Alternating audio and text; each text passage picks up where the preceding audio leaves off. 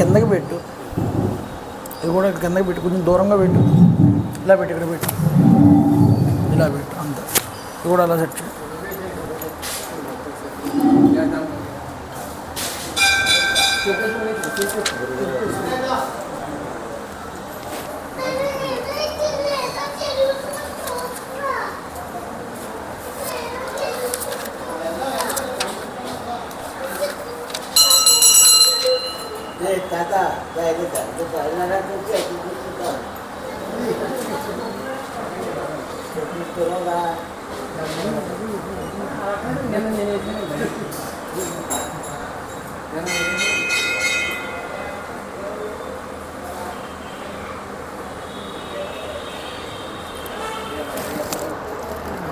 శుక్లాంబరధరం విష్ణుం శశివర్ణం చతుర్భుజం ప్రసన్నవదనం ధ్యాయేత్ సర్వవిఘ్నోపశాంతయే.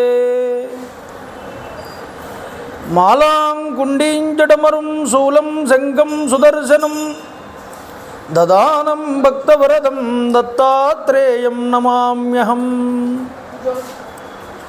కాషాయ వస్త్రం కరదండధారిణం కమండులం పద్మకరేణ శంఖం చక్రం గదాభూషితభూషణాఢ్యం శ్రీపాదరాజం శరణం ప్రపద్యే.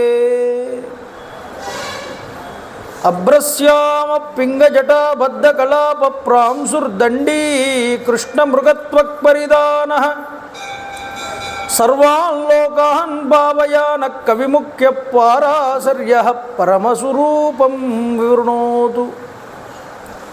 ఛాయాయాం పారిజాతస్య హేమసింహాసనోపరి ఆసీనమంబుజశ్యామం ఆయతాక్షమలంకృతం చంద్రాననం చతుర్బాహుం శ్రీవత్సాంకితవక్షసం రుక్మిణీ సత్యభామాభ్యాం సహితం కృష్ణమాశ్రయే. సదాశివసమారంభాం శంకరాచార్యమధ్యమాం అస్మదాచార్యపర్యంతాం వందే గురుపరంపరాం. వైదేహీ సహితం సురద్రుమతలే హైమే మహామండపే మధ్యే పుష్పకమాసనే మణిమయే వీరాసనే సుస్థితం అగ్రే వాచయతి ప్రభంజనసుతే తత్వం మునిభ్యః పరం వ్యాఖ్యాంతం భరతాదిభిః పరివృతం రామం భజే శ్యామలం. రామం రామానుజం సీతం భరతం భరతానుజం సుగ్రీవం వాయుసూనూంచ ప్రణమామి పునః పునః. విమలపటి కమలకుటి పుస్తక రుద్రాక్షసస్తహస్తపుటి కామాక్షి పక్ష్మలాక్షి కలిత విపంచి విభాసి వైరించి మనోజవం మారుతతుల్యవేగం జితేంద్రియం బుద్ధిమతాం వరిష్టం వాతాత్మజం వానరయూధముఖ్యం శ్రీరామదూతం శిరసా నమామి. హరి ఓం. పరమేశ్వర స్వరూపమైన సభకు నమస్కారం. సభాయే నమః. శ్రీ హనుమాన్ జయ హనుమాన్ జయ జయ హనుమాన్. శ్రీ హనుమాన్ జయ హనుమాన్ జయ జయ హనుమాన్. శ్రీ హనుమాన్ జయ హనుమాన్ జయ జయ హనుమాన్. శ్రీ హనుమాన్ జయ హనుమాన్ జయ జయ హనుమాన్. శ్రీరామ జయ రామ జయ జయ రామ. శ్రీరామ జయ రామ జయ జయ రామ. శ్రీరామ జయ రామ జయ జయ రామ. రామ రామాయ నమః. రామ రామాయ నమః. రామ రామాయ నమః.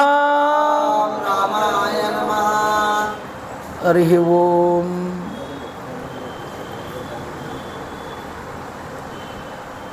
కాకపక్షధరం దేవం వనమాలా విభూషితం శ్రీరామం బాలకం ధ్యాయేత్ బాలకాండే మునీశ్వర.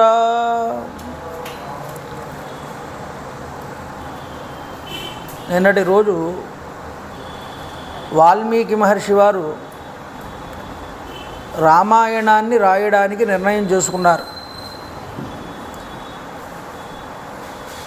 ఆ రామాయణాన్ని రాసిన తరువాత లవకుశలిద్దరినీ కూడా ఈ రామాయణ ప్రచారం కోసమని ఈ రామాయణాన్ని వారికి ఉపదేశం చేసి అన్నిటి చోట్ల కూడా దీన్ని ప్రచారం చేయించాడు వాల్మీకి. నిన్న చెప్పుకున్నాం మనం. సీతాయాశ్చరితం మహత్, రామశ్చ కృష్ణ రామాయణం అని మనకి చూపించారు నిన్న. రఘువర చరిత్రం అన్నారు, దశ శిరశ్చ వధ అన్నారు. ఇన్ని పేర్లతో రామాయణం పిలువబడింది. అయోధ్యానగర వర్ణనంతా కూడా చేశారు. దశరథ మహారాజు వారి యొక్క ఔన్నిత్యాన్ని చూపించారు. 8 మంది మంత్రులతో విలసిల్లుతున్న దశరథ మహారాజు గారికి ఒకటే ఒక్క లోటు, ఏమిటి? సంతానం లేకపోవడమే. పుత్రకామేష్టి యాగం చేయాలి, దానికన్నా ముందు అశ్వమేధ యాగం చేయాలని సంకల్పం జరిగింది. వశిష్ఠాది మహాత్ముల యొక్క సూచనల మేరకు అన్ని ఏర్పాట్లు చేస్తూ ఉండగా సుమంత్రుడు చెప్పాడు, అయ్యా, ఇది వరకు సనత్కుమారుడి యొక్క సభలో ఈ మాట విన్నాను. విభండకుడి యొక్క కుమారుడైనటువంటి ఋష్యశృంగుణ్ణి మీరు తీసుకురండి, ఒప్పించి శాంత భర్త రోమపాదుడి యొక్క అల్లుడు, మీకు కూడా అల్లుడు వరసే అవుతాడన్నా. ఆ విధంగా ఋష్యశృంగుడి యొక్క చరిత్రని చెప్పి ఋష్యశృంగుడి దగ్గరికి వెళ్ళి దశరథ మహారాజు గారు ఆయన్ని ఒప్పించి తీసుకువచ్చి నిన్నటి రోజు గొప్పదైనటువంటి యాగాన్ని పూర్తి చేశాడు, అశ్వమేధ యాగం. ఇష్టిం దేహం కరిష్యామి పుత్రీయాం పుత్రకారణాత్ అధర్వ శిరసి ప్రోక్తై మంత్రై సిద్ధాం విధానతః అని. అధర్వ శిరస్సు అనేటటువంటి మంత్రభాగం నుండి తీసుకోబడినటువంటి పుత్రకామేష్టి అనేటటువంటి ఇష్టిని జయిస్తాను నీకు, అందువల్ల నీకు 4 పుత్రులు పుడతారయ్యా అని చెప్పి చేయించాడు ఋష్యశృంగుడు. అంత గొప్ప తపస్వి. బ్రహ్మచర్యాన్ని 2 రకాల బ్రహ్మచర్యాలని ఒకే రకంగా నడపగలిగేటటువంటి మహానుభావుడు ఆయన. ఆయన యొక్క ఫలం, మంత్రబలం అన్నీ కలిసి వచ్చాయి. పాయస పాత్ర ఇచ్చాడు యజ్ఞపురుషుడు, అందులో నుంచి వచ్చి దేవతలందరూ శ్రీ మహావిష్ణువుని ప్రార్థించారు. నానావిధేభ్యో భూతేభ్యో భయం నాణ్యత్ర మానుషాత్, మనిషి తప్ప మిగతా జీవుల వల్ల నాకు చావు లేకుండా కోరుకున్న ఆ రావణాసురుని సంహారం చెయ్యడానికి కృత్వాత్మానం చతుర్విధం, 4గా పుడతాను, 4గురిగా పుడతానన్నాడు దశరథ మహారాజు గారికి. అలా చెప్పి దేవతలందరి యొక్క అంశాలని కూడా వానరుల్లో ప్రవేశపెట్టమని చెప్పి, ఇది దేవతా కార్యమని, ఇది సృష్టి యొక్క మంగళకరమైనటువంటి చర్య అని వారికి బోధించి ఆయన అదృశ్యమైతే పాయస పాత్ర పంచిపెడితే ఈ భార్యలకి 3 కూడా చైత్రమాసంలో జరిగింది యాగం. తిరిగి మళ్ళీ చైత్రం వచ్చేటప్పటికల్లా కౌసల్యాదేవి నిన్నటి రోజు ప్రసవించింది రామచంద్ర ప్రభువుని. రామాయణ చెంపు అని ఒక గ్రంథం ఉన్నది, భోజ మహారాజు గారు రచించారు దాన్ని. ఆ భోజ మహారాజు అంటాడు రామాయణ చెంపులో, రామ జననం గురించి మాట్లాడతాడు. ఉచ్చస్తే గ్రహపంచకే సురగురౌ సేందౌ నవమ్యాం తిథౌ లగ్నే కర్కటకే పునర్వసుయుతే మేషంగతే పూషణి నిర్దగ్ధుం నిఖిలాః పలాస సమిదః అమేద్యాద్ అయోధ్యారణే ఆవిర్భూతం అభూతపూర్వమపరం యత్కించిదేకం మహః. ఉచ్చస్తే గ్రహపంచకే, 5 గ్రహాలు ఉచ్చస్థితిలో ఉన్నాయన్నాడు. సురగురౌ దేవతల గురువు బృహస్పతి. స ఇందౌ అంటే ఇంద్రుడు అంటే చంద్రుడు.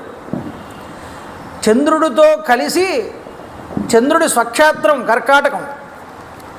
ఆ కర్కాటక లగ్నంలో గురుడు ఉచ్చస్థితిలో ఉండగా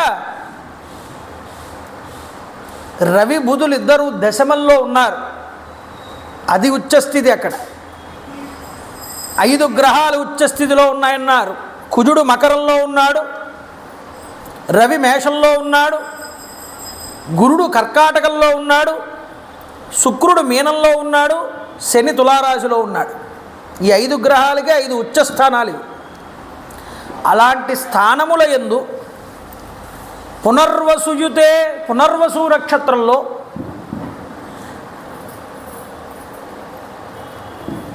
నిర్దగ్ధుం నిఖిలా ఫలాససమిద అమేద్యాద్ అయోధ్యారణే. అయోధ్య పట్టణమునందు ఆవిర్భూతం, ఒక భూతం ఆవిర్భవించింది అంటున్నాడు. అది ఎవరు? పరమాత్మే సాక్షాత్తుగా. ఆవిర్భూతం అభూతపూర్వమపరం. ఇంకెన్నడూ ఇందుక పూర్వం ఇలాంటి స్వరూపం అవతరించలేదుట. అలాంటి స్వరూపాన్ని రామచంద్ర ప్రభువు వారు ఆ రకంగా కౌసల్యాదేవి యొక్క గర్భమునందు ఉదయిస్తున్నారు. విష్ణోరర్ధం మహాభాగం పుత్రం ఐక్ష్వాకునందనం. పుత్రుల కోసం తహతహలాడుతున్నటువంటి దశరథ మహారాజు గారు ఇక్ష్వాకు కుల వర్ధనుడైనటువంటి రామచంద్ర ప్రభువు వారిని పొందారు పుత్రుడుగా. తర్వాత ఎవరు పుట్టారయ్యా? భరతో నామ కైకేయాం జజ్ఞే సత్యపరాక్రమ. తర్వాత భరతుడు పుట్టాడు. సాక్షాత్ విష్ణో చతుర్దాంశ సర్వై సముదితా గుణై. విష్ణువు యొక్క అంశ 4గా అవతరిస్తే అందులో 2వ అంశ భరతుడిది. అద లక్ష్మణ శత్రుఘ్నౌ సుమిత్రా జనయాత్సుతౌ. సుమిత్రాదేవికి లక్ష్మణ శత్రుఘ్నులు అనేటటువంటి వాళ్ళిద్దరూ కూడా జన్మించారన్నారు. చూడండి, ఒకళ్ళు పునర్వసు, భరతుడు పుష్యమీ నక్షత్రం, ఆశ్లేషాలో లక్ష్మణ శత్రుఘ్నులు ఇద్దరు కూడా పుట్టారు. ఎంత గొప్పదైనటువంటి స్థానములు ఇవి. పుట్టగానే దశరథ మహారాజు గారు పరవశించిపోయాడు. ఆయన ఆనందానికి అవధులు లేవు. దేవదుందువులు మోగాయి. ఉత్సవాన్ని జరిపాట. అయోధ్య నగరంలో గొప్పదైనటువంటి ఉత్సవాన్ని. పల్లె ప్రజలందరూ కూడా అత్యుత్సాహంతో ఉత్సవాల్లోకి వచ్చి పాల్గొన్నారు. ఆ ప్రజలందరూ కూడా రాజవీధులన్నీ కోలాహలంతో నిండిపోయాయి. నటీనటులందరూ కూడా అభినయ ప్రదర్శనలు చేశారు. నర్తకుల యొక్క నృత్య వినోదాలతో విలసిల్లిపోయింది ఆ యొక్క అయోధ్య పట్టణం అంతా అన్నారు. గాన వాద్య గోష్ఠులతో కూడుకున్నటువంటి వంది మాగుదుల స్తోత్ర పాఠములతో ప్రతిధ్వనించింది అయోధ్య పట్టణం అన్నారు. అంతటి రామచంద్ర ప్రభు వారి యొక్క పుట్టుక అందరికీ శ్రేయోదాయకమైంది. అతీత్యేకాదశాహం తు నామకర్మ తథాకరోతు. రాజు 11వ రోజు రాగానే జాతకర్మ చేయించాడు. చూడండి, పౌరాణికుల్ని పిలిచాట, వంది మాగదులందరినీ కూడా పిలిచాట. వాళ్ళందరికీ పారితోషికాలు ఇచ్చాడు దశరథ మహారాజు గారు. బ్రాహ్మణోత్తములకు వేల కొలది గోవుల్ని, ధన కనక వస్తువుల్ని కూడా దానం చేశాడు. జాతకర్మ మహోత్సవంలో వశిష్ఠాది ప్రభృతులందరినీ కూడా పిలిచాడు. అయ్యా, మీరు మా ఇంటి పురోహితులు, మా పిల్లలకి మీరు నామకరణం చేయండి అని అడిగితే అప్పుడు వశిష్ఠుల వారు చెప్తున్నారు, జ్యేష్టం రామం మహాత్మానం భరతం కైకేయీసుతం సౌమిత్రిం లక్ష్మణం ఇది శత్రుఘ్నం అపరం తథా వశిష్ఠ పరమప్రీతో నామాని కృతవాంస్తథా. పరమప్రీతితో పెట్టాటండి నామాలు. పెద్ద కుమారుడు ఉన్నాడే, నీ పెద్ద కుమారుడికి రామ అని పేరు పెడుతున్నానయ్యా. ఎందుకని రామ అని పేరు పెట్టడం అంటే, లక్ష్మీదేవి రమించేటటువంటి స్థానం ఈయనది. ఎప్పుడూ కూడా ఆ లక్ష్మి తనని విడిచిపెట్టి ఉండదు. అందువల్ల రమంతే ఇది రామ. రమ అంటే లక్ష్మీదేవి నిరంతరము కూడా రమించేటటువంటి స్థానం ఇది. కాదయ్యా, రమంతే యోగినః అస్మిన్నితి రామ. ఎవరెవరైతే ఋషులు యోగులు నిరంతరము తమ హృదయాలయందు ఏ పరమాత్మనైతే నిరంతరము కూడా ధ్యానం చేస్తూ ఉంటారో ఆ పరమాత్మ ఈయనేనయ్యా. అందువల్ల ఇతడు రామ. రామనామం ముందర ఉన్నదా, రాముడు ముందర ఉన్నాడా అంటే రాముడి కన్నా ముందు నుంచి రామనామం ఉన్నది. ఇది గొప్ప విషయం. కాబట్టి రామ అనేటటువంటి నామం చాలా గొప్పది. రాముడు అవతారం స్వీకరించిన తర్వాత ఆ నామాన్ని తీసుకున్నాడు, కానీ అంతకు ముందే ఈ నామం ఉన్నది. కాబట్టి యోగినామంత రమయతి ఇది రామ.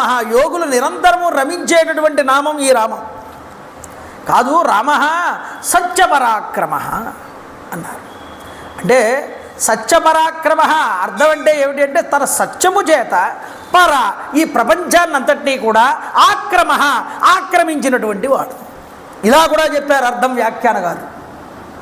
కాబట్టి చూడండి, అటువంటి వాడు రామ. అందువల్ల అన్ని భూతముల యందు తాను రమించాడయ్యా. ఇది చెప్పడం అర్థం. ఇక లక్ష్మణుడి దగ్గరికి వచ్చారు, భరతుడి దగ్గరికి వచ్చారండి. రెండోవాడు ఆయనేగా. రేపన్న రోజు రాముడు అరణ్యానికి వెళ్తే రాజ్యభారాన్ని మోయగలిగేటటువంటి వాడు ఇతడు. కాబట్టి ఇతడు రాజ్యభారాన్ని మోస్తాడు. కాబట్టి లేనటువంటి 14 సంవత్సరాలు ఇతడు భరించవలసిన వాడు. కాబట్టి భరతుడు అన్నారు అతని పేరు. కాలాన్ని దర్శించగలిగినటువంటి వశిష్ఠ మహర్షి వారి యొక్క ముందు చూపుతో పెట్టినటువంటి పేర్లండి ఇవన్నీ కూడా. కాదు, రాజ్యాన్ని భరించడమే కాదయ్యా. భరతో భక్తి భరిత. భక్తి అంటే ఎవరిని చూసి నేర్చుకోవాలి రామాయణంలో అంటే మొట్టమొదట భరతుణ్ణే చూసి నేర్చుకోవాలని చెప్పారు. భక్తి భారాన్ని మోసినటువంటి వాడు, ఆ రాజ్యభారాన్ని మోసినవాడు. అందువల్ల భరతో భక్తి భరిత అని అతనికి భరత అని నామకరణం చేశారు. శత్రుఘ్న అన్నారు. అంతఃశత్రువుల్ని కూడా జయించగలిగేటటువంటి వాడు. బాహ్య శత్రువులే కాదు, అంతఃశత్రువుల్ని కూడా జయించగలిగిన వాడు ఇతడు. కాబట్టి ఇతడు చక్కగా శత్రుఘ్నో నిత్యశత్రుఘ్న అన్నారు. ఇక లక్ష్మణుడు గురించి మాట్లాడుతూ లక్ష్మణో లక్ష్మీవర్ధన అన్నారు. ఏమిటి ఈయన లక్ష్మిని పొందినటువంటి వాడు అన్నారు. ఏం పొందాడు లక్ష్మిని? లక్ష్మణుడు అన్నగారు అరణ్యానికి వెళ్తే అన్నగారితో పాటు అరణ్యానికి వెళ్ళి నిద్రాహారాలు మాని అన్నగారికి సేవ చేశాడు. అదా లక్ష్మి అంటే? వశిష్ఠుల వారు ఏ ఉద్దేశంతో లక్ష్మణుడు అని పేరు పెట్టారంటే ఇక్కడ అన్నగారికి పరమాత్మగా భావన చేసి అన్నగారి సేవే నాకు పరమ ఐశ్వర్యం అని భావన చేసినటువంటి వాడు. అంతకన్నా లక్ష్మీ స్థానం ఇంకెక్కడ ఉంటుందయ్యా? కాబట్టి అన్నగారికి చేసిన సేవే ఇతడికి యొక్క లక్ష్మి. అందువల్ల లక్ష్మణో లక్ష్మీవర్ధన. అందువల్ల శుభలక్షణ సంపన్నుడు అండి ఈ లక్ష్మణుడు. అందువల్ల ఇతడికి లక్ష్మణ అని పేరు పెట్టారు. పద్మపురాణంలో ఒక మాట ఉన్నది. ఈ రామ అనే పదానికి ఏమి శక్తి అయ్యా అంటే శ్రియ కమలవాసిన్యా రమణోయం యదా హరి తస్మాత్ శ్రీరామ ఇత్యస్య నామసిద్ధం పురాతనం సహస్రనామ సదృశం స్మరణాత్ ముక్తిదం నృణాం అని చెప్పారు. నిరంతరము లక్ష్మీదేవి రమించేటటువంటి ఆ యొక్క స్థానం ఏదైతే ఉన్నదో అది రామ. తస్మాత్ శ్రీరామ ఇత్యస్య నామసిద్ధం పురాతనం. ఇందాక మీకు చెప్పానే ఈ రామ అనే నామం చాలా పురాతనమైనది. నామసిద్ధం పురాతనం. పురాతనమే కాదయ్యా, సహస్రనామ సదృశం. ఈ నామం రామ అన్న ఒక్క మాట మాట్లాడితేటండి మీరు విష్ణు సహస్రనామం చెప్పిన ఫలితం ఇస్తారు.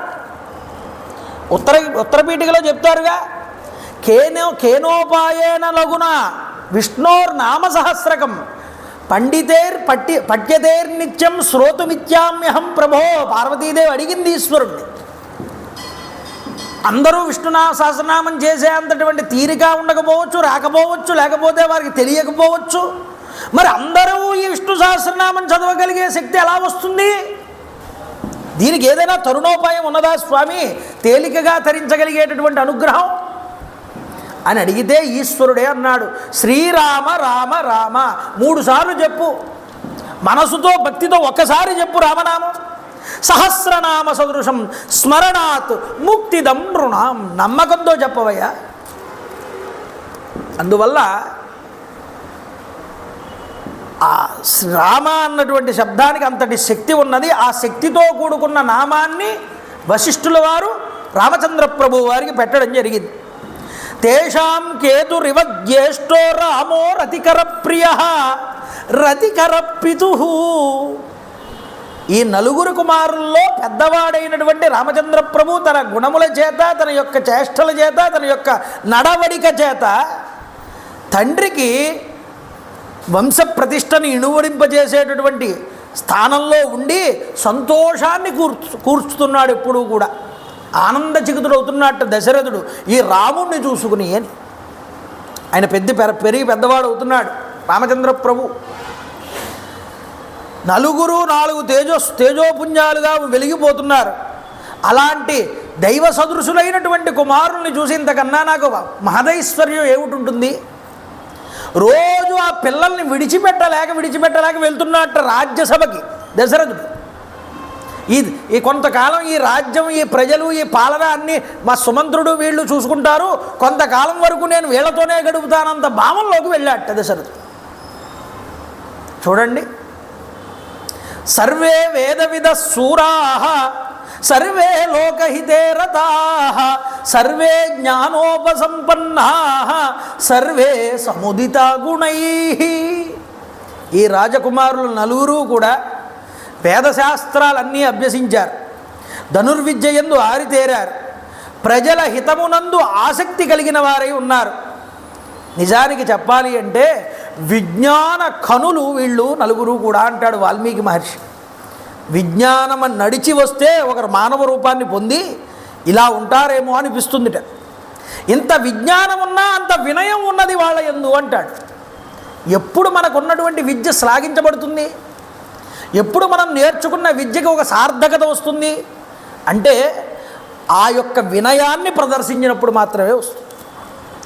గర్వమును విడిచిపెట్టి, అహంకారాన్ని విడిచిపెట్టి మనిషి ఎలా నడవాలో రామావతారం ప్రతి సన్నివేశంలోనూ మనకి దర్శనం చేయిస్తుందండి. కాబట్టి ఇంత విజ్ఞాన కనులైనా సరే వాళ్ళు వినయాన్ని ప్రదర్శిస్తున్నారు. ఇది చెప్తున్నాడు ఇక్కడ మహర్షి. సద్గుణ సంపన్నులు. రామచంద్ర ప్రభు అమోఘమైనటువంటి పరాక్రమంతో సమస్త ప్రజలకి కూడా పూర్ణచంద్రుడు ఎలా అయితే అందరికీ ఆహ్లాదాన్ని చూపిస్తాడో అలాంటి ఆహ్లాదాన్ని కలగజేస్తున్నాడు. రాముణ్ణి చూడనటువంటి రోజు వాళ్ళకి దుర్దినంగా అనిపిస్తోంది ప్రజలందరికీ కూడా. అంతటి సకల కళ్యాణ సార్వభౌముడైనటువంటి రామచంద్ర ప్రభు చిన్నతనం నుండి కూడా అంతటి మర్యాదతో, అంతటి విశిష్టమైనటువంటి లక్షణాలతో పెరుగుతున్నాడయ్యా. గజస్కందే అశ్వపృష్ఠే చ రథచర్యాసు సమ్మతః. రాముడు ఏనుగునెక్కి గుర్రాన్ని అధిరోహించి రథములో నుండి యుద్ధం చేయగలిగే అంతటి సామర్థ్యాన్ని సంపాదించుకున్నట్ట. ధనుర్విద్యయందు నిరతుడు, సర్వదా తల్లిదండ్రుల యొక్క సేవయందు నిమగ్నుడై ఉండేటటువంటి వాడు.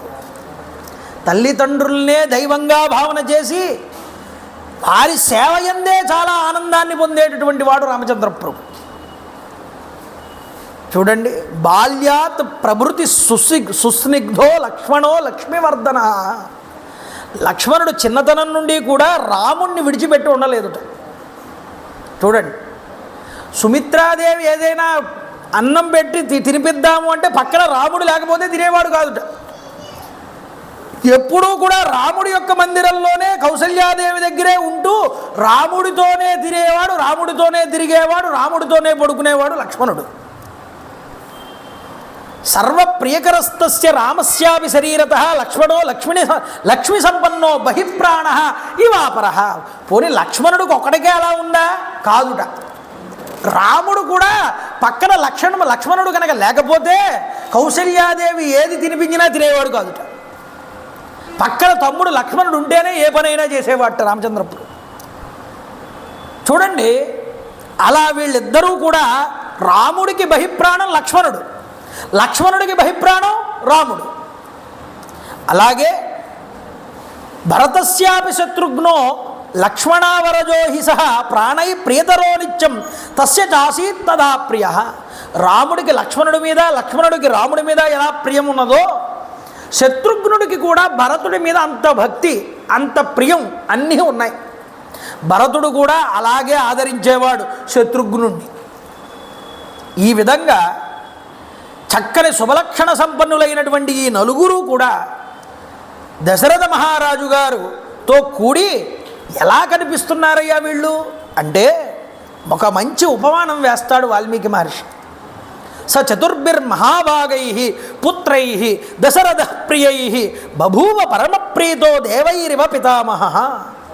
ఇంద్ర యమ వరుణ కుబేరులు మొదలైన వాళ్ళందరినీ కూడా తన చుట్టూరా పెట్టుకుని బ్రహ్మగారు ఎలా ప్రకాశిస్తాడో అలా ప్రకాశిస్తున్నాడు దశరథుడు అని. ఎంత పోలిక చూపించారో చూసారా? అంతగా ఉన్నాడు. ఆనంద చికితులవుతున్నారు. వాళ్ళేమైనా తక్కువ చేస్తున్నారా? తేజాపి మనుజవ్యాగ్ర వైదికాధ్యాయనే రత. వేద విద్యయందు, పురాణ విద్యయందు, ఇతిహాసముల యందు, షడాంగముల యందు అన్నింటి యందు కూడా ఆరితేరారు. అన్ని విద్యలు నేర్చుకున్నారు. అంతేకాదు పితృ శుశ్రూషణారత ధనుర్వేదేచ నిష్ఠితా. నిరంతరం తండ్రికి సేవ చేయడమునందు నిరంతరము ఆసక్తి చూపిస్తూ ఉండేటటువంటి వారు. తన తండ్రి గారు ఇలా అడుగు వేశారంటే బయటికి, నాన్నగారు ఇదిగో మీ చెప్పులు అని తీసుకొచ్చి పెట్టేవాట రామచంద్ర ప్రభు. ఎంతటి అదృష్టం అండి దశరథుడిది. ఆ విధంగా సేవ చేస్తున్నారు తండ్రికి. సకల విద్యలు కూడా నేర్చుకుంటున్నారు. ఒకరోజు దశరథ మహారాజు గారు ఒక సభ తీర్చి కూర్చున్నారు. తన మంత్రి పురోహిత సామంతులందరితో కూడా చర్చ చేస్తున్నాడు. ఏమని? అద రాజా దశరథస్తేషాం ధారక్రియాం ప్రతి చింతయామాస ధర్మాత్మ సోపాధ్యాయ సబాంధవ. ధారక్రియాం ప్రతి అన్నాడు. పిల్లలు యుక్త వయస్సులోకి వస్తున్నారు, వీళ్ళకి చక్కటి సంబంధం చూడాలి అనేటటువంటి ఆలోచన కలిగింది దశరథ మహారాజు గారికి. చూడండి, ఇలా ఎప్పుడైతే చింతన చేయడం ప్రారంభం చేశాడో తస్య చింతయమానస్య మంత్రి మధ్యే మహాత్మనః అవ్యాగచ్చన్ మహాతేజ విశ్వామిత్రో మహాముని. గొప్పదైనటువంటి తేజోసంపన్నుడైనటువంటి విశ్వామిత్ర మహర్షి వారు ఈ చింతన చేస్తూ ఉన్నటువంటి సమయంలోనే అక్కడికి వచ్చారయ్యా అన్నారు. ఎలాంటి మహానుభావుడండి విశ్వామిత్రుడంటే! విశ్వామిత్రుడు రాజర్షిగా తాను పుట్టి బ్రహ్మర్షి పదవిని పొందాడు. మహానుభావుడు బ్రహ్మర్షి. ఇక్కడ మనకి శకున శాస్త్రం ఒక మాట చెప్పిందండి. ఏం చెప్పింది అంటే, అవ్యాక్షేపో భవిష్యంత్యాహ కార్యసిద్ధేర్హి లక్షణం. ఏదైనా ఒక మంచి విషయం గురించి మాట్లాడుకుంటూ ఉన్నటువంటి సమయంలో ఎవరైనా పెద్దలు, మహానుభావులు, గొప్పవారైనా ఆ సమయంలో ఆ సభ దగ్గరికి కనుక అడుగు పెడితే మనం సంకల్పం చేసినటువంటి ఆ మంచి పని ఏదైతే ఉన్నదో అది వెంటనే జరిగి తీరుతుంది అని. ఇప్పుడు పిల్లలకి వివాహం చెయ్యాలి అని ఆలోచన చేస్తున్న దశరథ మహారాజు గారి సంకల్పానికి విశ్వామిత్రుడి యొక్క రాక మంగళాన్ని సూచిస్తున్నది. ధరణీసుంగనగాదిపుత్రుడు సముద్యత్ పుణ్యగాత్రుండు భాసుర చారిత్రుడు సర్వ సంయమి జన స్తోత్రైక పాత్రుండు సుస్థిర సంపూర్ణ తపపవిత్రుడు ఉరు సందీప్త ప్రభామిత్రుడు అధ్వర సంపూజిత వేదిహోత్రుడు అగు విశ్వామిత్రుడే తెంచినన్. అలాంటి గొప్ప పురుషుడు, మహానుభావుడు ధరణీశుంగన ఆ దశరథ మహారాజు గారిని చూడడానికి ఆ సభలో అడుగు పెడుతున్నాడయ్యా. భాస్కర రామాయణంలో అంటాడు ఈ మాట భాస్కరుడు. విశ్వామిత్ర అన్నారు. వ్యాకరణంలో గొప్ప విశేషం ఉందండి. మిత్ర అనేటటువంటి మాటకి ముందర విశ్వ అనే మాట కనుక వస్తే ఆ మాటకి దీర్ఘం కలుస్తుంది అన్నారు. అందువల్ల విశ్వామిత్ర అని పలకాలి. అయితే దాన్ని సంధి విడదీస్తే ఏమంటారు, చాలామంది తెలియని వాళ్ళు ఏమంటారంటే విశ్వామిత్రని విడదీరా సంధి కింద అంటే విశ్వ ప్లస్ అమిత్ర అన్నారు. అది చాలా తప్పురా, వ్యాకరణం దాన్ని అంగీకరించలేదు. విశ్వ ప్లస్ మిత్ర విశ్వమిత్ర అన్నారు. అంటే దాన్ని కలిపినప్పుడు విశ్వ కింద మారుతుంది అని వ్యాకరణం చెప్పి. అయితే విశ్వ అంటే ఎవరయ్యా అన్నారు. విశ్వం విష్ణుర్వషట్కార, విశ్వ అంటే విష్ణువయ్యా అన్నారు. అంటే విష్ణువుకి మిత్రుడు. ఇక్కడ విష్ణువు ఎవరు? రాముడు. అంటే రాముడికి మిత్రత్వాన్ని చేయడానికి కోసం వచ్చిన వాడు విశ్వామిత్రుడయ్యా అన్నారు. వ్యాకరణ గారు ఎంత గొప్పగా మాట్లాడతారంటే వ్యాఖ్య చేస్తున్నప్పుడు ఏం మిత్రత్వం ఇది అన్నారు. రాముడికి కళ్యాణం శక్తిని తన దగ్గరికి మళ్ళీ చేర్చేటటువంటి ఒక గొప్పదైనటువంటి సహాయం ఇది, మిత్రుడు చేసేటటువంటి సహాయం. అందువల్ల విశ్వామిత్ర ఇది రాముడికి మిత్రత్వాన్ని చూపించేటటువంటి వాడు కాబట్టి విశ్వామిత్ర అని పేరు కూడా వచ్చింది అని చెప్పారు కొంతమంది. చూడండి, అలాంటి విశ్వామిత్రుడు వస్తున్నాడు. తం దృష్ట్వా జ్వలితం దీప్త్వా తాపసం సంసితవ్రతం. కఠోర నియమాలు పాటించడం వల్ల, తపస్సు వల్ల, బ్రహ్మచర్యం వల్ల బ్రహ్మ తేజస్సుతో వెలుగొందుతున్నటువంటి ఆ విశ్వామిత్ర మహర్షిని చూసి సంతోషించాట దశరథుడు. అర్ఘ్యపాధ్యాదులన్నీ కూడా ఇచ్చాడు, లోపలికి ఆహ్వానించాడు. ఆహ్వానించగానే అడిగాడు కుశల ప్రశ్నలన్నీ విశ్వామిత్రుడు. ఆనందించాడు. పురే కోశే జనపదే బాంధవేషు సుహృత్సు చ కుశలం కౌశికో రాజ్ఞ పర్యపృచ్ఛత సుధార్మిక. ఆయన నీ పురం, నీ ధనాగారం, నీ కోశల దేశం, నీ బంధుమిత్రులు అందరూ కుశలంగా ఉన్నారా? నీ సామంతరాజులు నువ్వు చెప్పినట్లుగా నడుచుకుంటున్నారా? నీకు సమయానికి కప్పాన్ని తీసుకొచ్చి కడుతున్నారా? అన్నీ అడిగాడు. నువ్వు చేయవలసినటువంటి యజ్ఞ వైదిక ధర్మకార్యాలన్నింటినీ కూడా చేస్తున్నావా? అతిథి సత్కారాలన్నింటిలో కూడా లోటు లేకుండా ఉన్నావు కదా అని మరీ అడిగాడు. ఆనందజిగితుడైపోయాడు విశ్వామిత్రుడు ఇలా అడిగితే. దశరథుడు ఎందుకు, సాక్షాత్తు బ్రహ్మర్షి, ఆయనంతటి వాడు, అంత తపస్సంపన్నుడు మా ఇంటికి వస్తే నాకు ఇంతకు మించి ఏం కావాలి? మహానుభావ, మీరు రావడమే నా జన్మ సఫలమైపోయిందన్నాడు. యదా అమృతస్య సంప్రాప్తి, చాలా దాహంతో ఉన్నవాడికి నీరు దొరికితేనే అమృతం కింద భావించి తాగుతాడే, అలాంటి వాడికి అమృతం దొరికితే అంత ఆనందపడతాడో అంత ఆనందపడుతున్నానయ్యా నీ యొక్క రాక వల్ల అన్నాడు. యదా వర్షమసూదకే, బీటలు తీసిపోయి ఉన్నటువంటి భూమి వర్షాలు లేక కరువు కాటకాలతో విలవిల్లలాడుతూ ఉంటే అలాంటి భూమి మీద వర్షము తెడతెరిపి లేకుండా పడితే ఆ రైతు ఎంత ఆనందపడతాడో అంత ఆనందం నువ్వు రావడం వల్ల నాకు కలిగిందన్నాడు. కాదు, యదా సదృశధారేషు, పెళ్ళి అవ్వట్లేదు పిల్లాడికి అని బాధపడుతున్నటువంటి వాడికి ఆ యొక్క కన్యారత్నం దొరికి వివాహం అయితే వాడు ఎంత ఆనందిస్తాడో అంత ఆనందిస్తున్నానయ్యా నీ రాక వల్ల. ఎన్నో మాటలు చెప్పాడు. నష్టపోయిన వాడికి నిధి కనుక దొరికితే వాడు ఎంత ఆనందపరవశుడవుతాడో అంత ఆనందాన్ని పొందుతున్నానన్న మహానుభావ. పాత్రభూతోసి మే బ్రహ్మన్ దృష్ట్యా ప్రాప్తోసి కౌశిక. నీలాంటి వాడు వచ్చినప్పుడు కదా నాలాంటి వాడు దానం చేయడానికి అర్హత సంపాదించుకుంటాడు. నువ్వు పాత్రత నాకు లభించింది కదా నీలాంటి వాడు వచ్చినప్పుడు. నువ్వు ఇలాంటి వాడికి నేను ఏదైనా దానం చేస్తే అది ద్విగుణీకృతమైనటువంటి ఫలితాన్ని నాకు ఇస్తుంది కదా. పాత్రత కలిగిన వాడివి నువ్వు, కాబట్టి దానం పుచ్చుకోవడానికి అర్హత కలిగినటువంటి వాడివి. నీలాంటి వాడి రాక నాకు ఆనందాన్ని కలగజేస్తుందయ్యా. నువ్వు సాధారణమైనటువంటి వాడివి కాదు.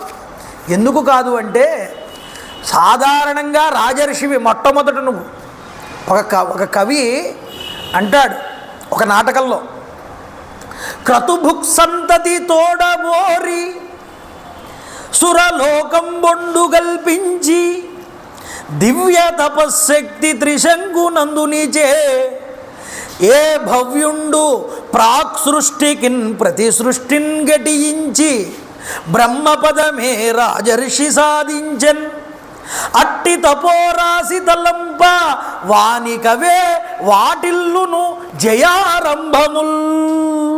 సత్యహరిశ్చంద్ర నాటకంలో 2వ అంకంలో ఆ బలిజేపల్లి వారు చెప్పినటువంటి మాట ఇది. కాబట్టి సురలోకం లాంటి లోకం ఇంకొకటి సృష్టించాట తన తపశక్తి చేత. ప్రాక్ సృష్టికి ప్రతి సృష్టిని ఘటించినటువంటి వాడు, అంటే సృష్టికి మరో సృష్టి చేసినటువంటి వాడు విశ్వామిత్రుడు, మామూలు వాడు కాడు. అలాంటి తపస్సు చేసి బ్రహ్మర్షి పదవిని సాధించావయ్యా, నువ్వు సాధారణమైన వాడివి కాదు. కనుక మీరు మాకు బహుదా పూజ్యులు, మీరు మీకన్నా పూజ్యులు మరొకరు మాకు దొరుకుతారా అన్నాడు. అయ్యా మహానుభావ, ఏ కార్యనిమిత్తమై ఇచ్చామ్య అనుగృహీతోహం తదర్థ పరివృద్ధయే, ఏ పని మీద మీరు ఇక్కడికి వచ్చారు, నేను మీకు ఏ విధంగా సహాయపడగలను, మీరు అభ్యంతరం లేకుండా చెప్పండి, నేను సంసిద్ధుడనై ఉన్నాను, మీరు ఏది చెప్పినా నేను చేస్తానన్నాడు. చూడండి, కాస్త ఉత్సాహం ఎక్కువైంది దశరథుడికి. ఆయన వచ్చిందేమిటో తెలుసుకోకుండానే మీరు ఏది చెప్పినా చేస్తానని మాట వదిలాడు మొట్టమొదట. చూడండి, నా ధర్మం ఫలించింది, నేను అదృష్టవంతుణ్ణయ్యానన్నాడు. బాగుందయ్యా అన్నాడు విశ్వామిత్రుడు. సదృశం రాజసార్దూల తవై భువి నాణ్యధ మహావంశ ప్రసూదస్య వశిష్ట వ్యపదేశిన. ముందరకాళ్ళకి బంధం అంటారే, విశ్వామిత్రుడి కన్నా గొప్పగా అలా ఎవరు వేయలేరండి. వశిష్ఠుడంతటి వాడు నీ దగ్గర ఉండగా అతడి సూచనలో నువ్వు నడుస్తూ ఉంటే నువ్వు ఇలా మాట్లాడకపోతే ఇంకెలా మాట్లాడుతావు అన్నాడు. ఈయన చూడండి ఎంత గొప్పగా మాట్లాడతాడు. అంటే ఇప్పుడు ఎందుకోసం వచ్చాడో ఆయనకి తెలుసు. ఇప్పుడు కనుక నేను కాదు అన్నాడు అంటే వశిష్ఠుడికి తగులుతుంది దెబ్బ వెళ్ళి. అందువల్ల వశిష్ఠుడి యొక్క మార్గంలో నడుస్తున్నావుగా, నీవు ఇలా మాట్లాడకపోతే ఎలా మాట్లాడుతావు, వశిష్ఠుడి యొక్క శిష్యుడు ఎలా మాట్లాడతాడో అలాగే మాట్లాడావు నువ్వు అన్నాడు. చూడండి, ఏమీ లేదయ్యా నాయన దశరథ మహారాజా, అహం నియమమాతిష్టే సిద్ధ్యర్థం పురుషర్షవ తస్య విఘ్నకరౌ ద్యోతు రాక్షసౌ కామరూపిణం. నేనేదో ఒక సిద్ధి పొందాలి అని చెప్పి ఒక యజ్ఞం చేస్తున్నా. ఆ యజ్ఞం చేస్తున్నప్పుడు 2 రాక్షసులు మాటి మాటికి వచ్చి ఆ యజ్ఞాన్ని పాడు చేస్తున్నారు. కాబట్టి వాళ్ళిద్దరూ ఎవరు? మారీచస్య సుబాహుశ్చ వీర్యవంతౌ సుశిక్షితౌ. మారీచుడు, సుబాహు అనేటటువంటి 2 రాక్షసులు. వీళ్ళు మాటి మాటికి నా యజ్ఞాన్ని పాడు చేస్తున్నారు వచ్చి. అయితే నచమే క్రోధమస్తృష్టం వృద్ధిర్భవతి పార్థివ. వాళ్ళని నేను నా స్థానంలో ఉన్నటువంటి వాడు ఎవడూ కూడా శపించకూడదు, వాళ్ళని శిక్షించకూడదు. ఆ ఆలోచన బుద్ధి కూడా నాకు కలగట్లేదు. ఆ బాధ్యత ఎవరిది ఉంటుంది? ఒక క్షత్రియుడిగా మీకు ఉంటుంది. అందుకోసం నేను స్వపుత్రం రాజసార్దూల రామం సత్యపరాక్రమం. నీ పెద్ద కుమారుడు ఉన్నాడే రాజసార్ధూలుడు, అంటే రాజులలో సార్ధూలం వంటి వాడు, మృగములలో సార్ధూలం అన్నింటికన్నా బలమైనటువంటి జంతువు. అలాగే రాజులలో అందరికన్నా బలమైన వాడు నీ కొడుకు అని చెప్తున్నాడు ఇక్కడ. రామం సత్యపరాక్రమం. ఆ సత్యపరాక్రమవంతుడైనటువంటి రాముడు ఎవరైతే ఉన్నారో, కాకపక్షధరం శూరం జ్యేష్టం మే దాతుమర్హసి. నీ పెద్ద కుమారుడు కాకపక్షధరుడు, జోపాల జుట్టున్న ఉన్నదే నీ పెద్ద కొడుకు రాముడు, అతన్ని నేను కోరుతున్నానయ్యా ఈ యజ్ఞరక్షణార్థమై అని అడిగాడు. ఈ మాట ఎప్పుడైతే విశ్వామిత్రుడు అన్నాడో పిడుగుపడినట్టు అయ్యింది దశరథుడి యొక్క గుండెలు. ఎక్కడ కంగారు పడిపోతాడోనని విశ్వామిత్రుడే చెప్తున్నాడండి. నువ్వేవి కంగారు పడబోకు ఆయన. శక్తో హ్యేష మయా గుప్తో దివ్యేన స్వేన తేజస. నీ కుమారుడు అలాంటి బలవంతుడు కాకపోతే నేను కోరను. నిజానికి రాముడు తన స్వయసిద్ధంగానే ఈ రాక్షసులందరినీ కూడా నిర్మూలన చేయగలడు. అంతటి శక్తివంతుడు నీ కుమారుడు. రాక్షసాయే వికర్తార తేషామపి వినాశనే. రాముడు చాలా శ్రేయస్సు పొందుతాడయ్యా, తనొక్కడే సమర్థుడు. వీళ్ళందరినీ సంహారం చేయడానికి నా అవసరం కూడా లేదు, నా సహాయం కూడా లేదు రాముడికి. తనొక్కడే సంహారం చెయ్యగలడు. కానీ యశ్చాస్మై ప్రధాస్యామి శ్రేయశ్చాస్మై ప్రధాస్యామి బహురూపం న సంశయ. రాముణ్ణి కనుక నువ్వు నాతో పంపిస్తే అతడికి పొందేటటువంటి శ్రేయస్సు అంతా ఇంతా కాదన్నాడు. నేను అతడికి అంత శ్రేయస్సుని చేకూరుస్తానన్నాడు. అంతేకాదు సుమా, మీ కొడుకు యొక్క కీర్తి ప్రతిష్టలు వృద్ధి చెందుతాయన్నాడు. బహురూపం న సంశయ. అతడికి నా బహురూపం అంటే చాలా విధాలుగా అతడికి లాభం కలుగుతుంది అని చెప్పడం. ఏ విధంగా లాభం కలుగుతుంది అంటే, నీ కొడుకుకి నా దగ్గర ఉన్నటువంటి అస్త్ర విద్యనంతటినీ కూడా ఇస్తాను. నా దగ్గర ఉన్న అస్త్ర విద్య లోకంలో ఇంకెక్కడా లేదు.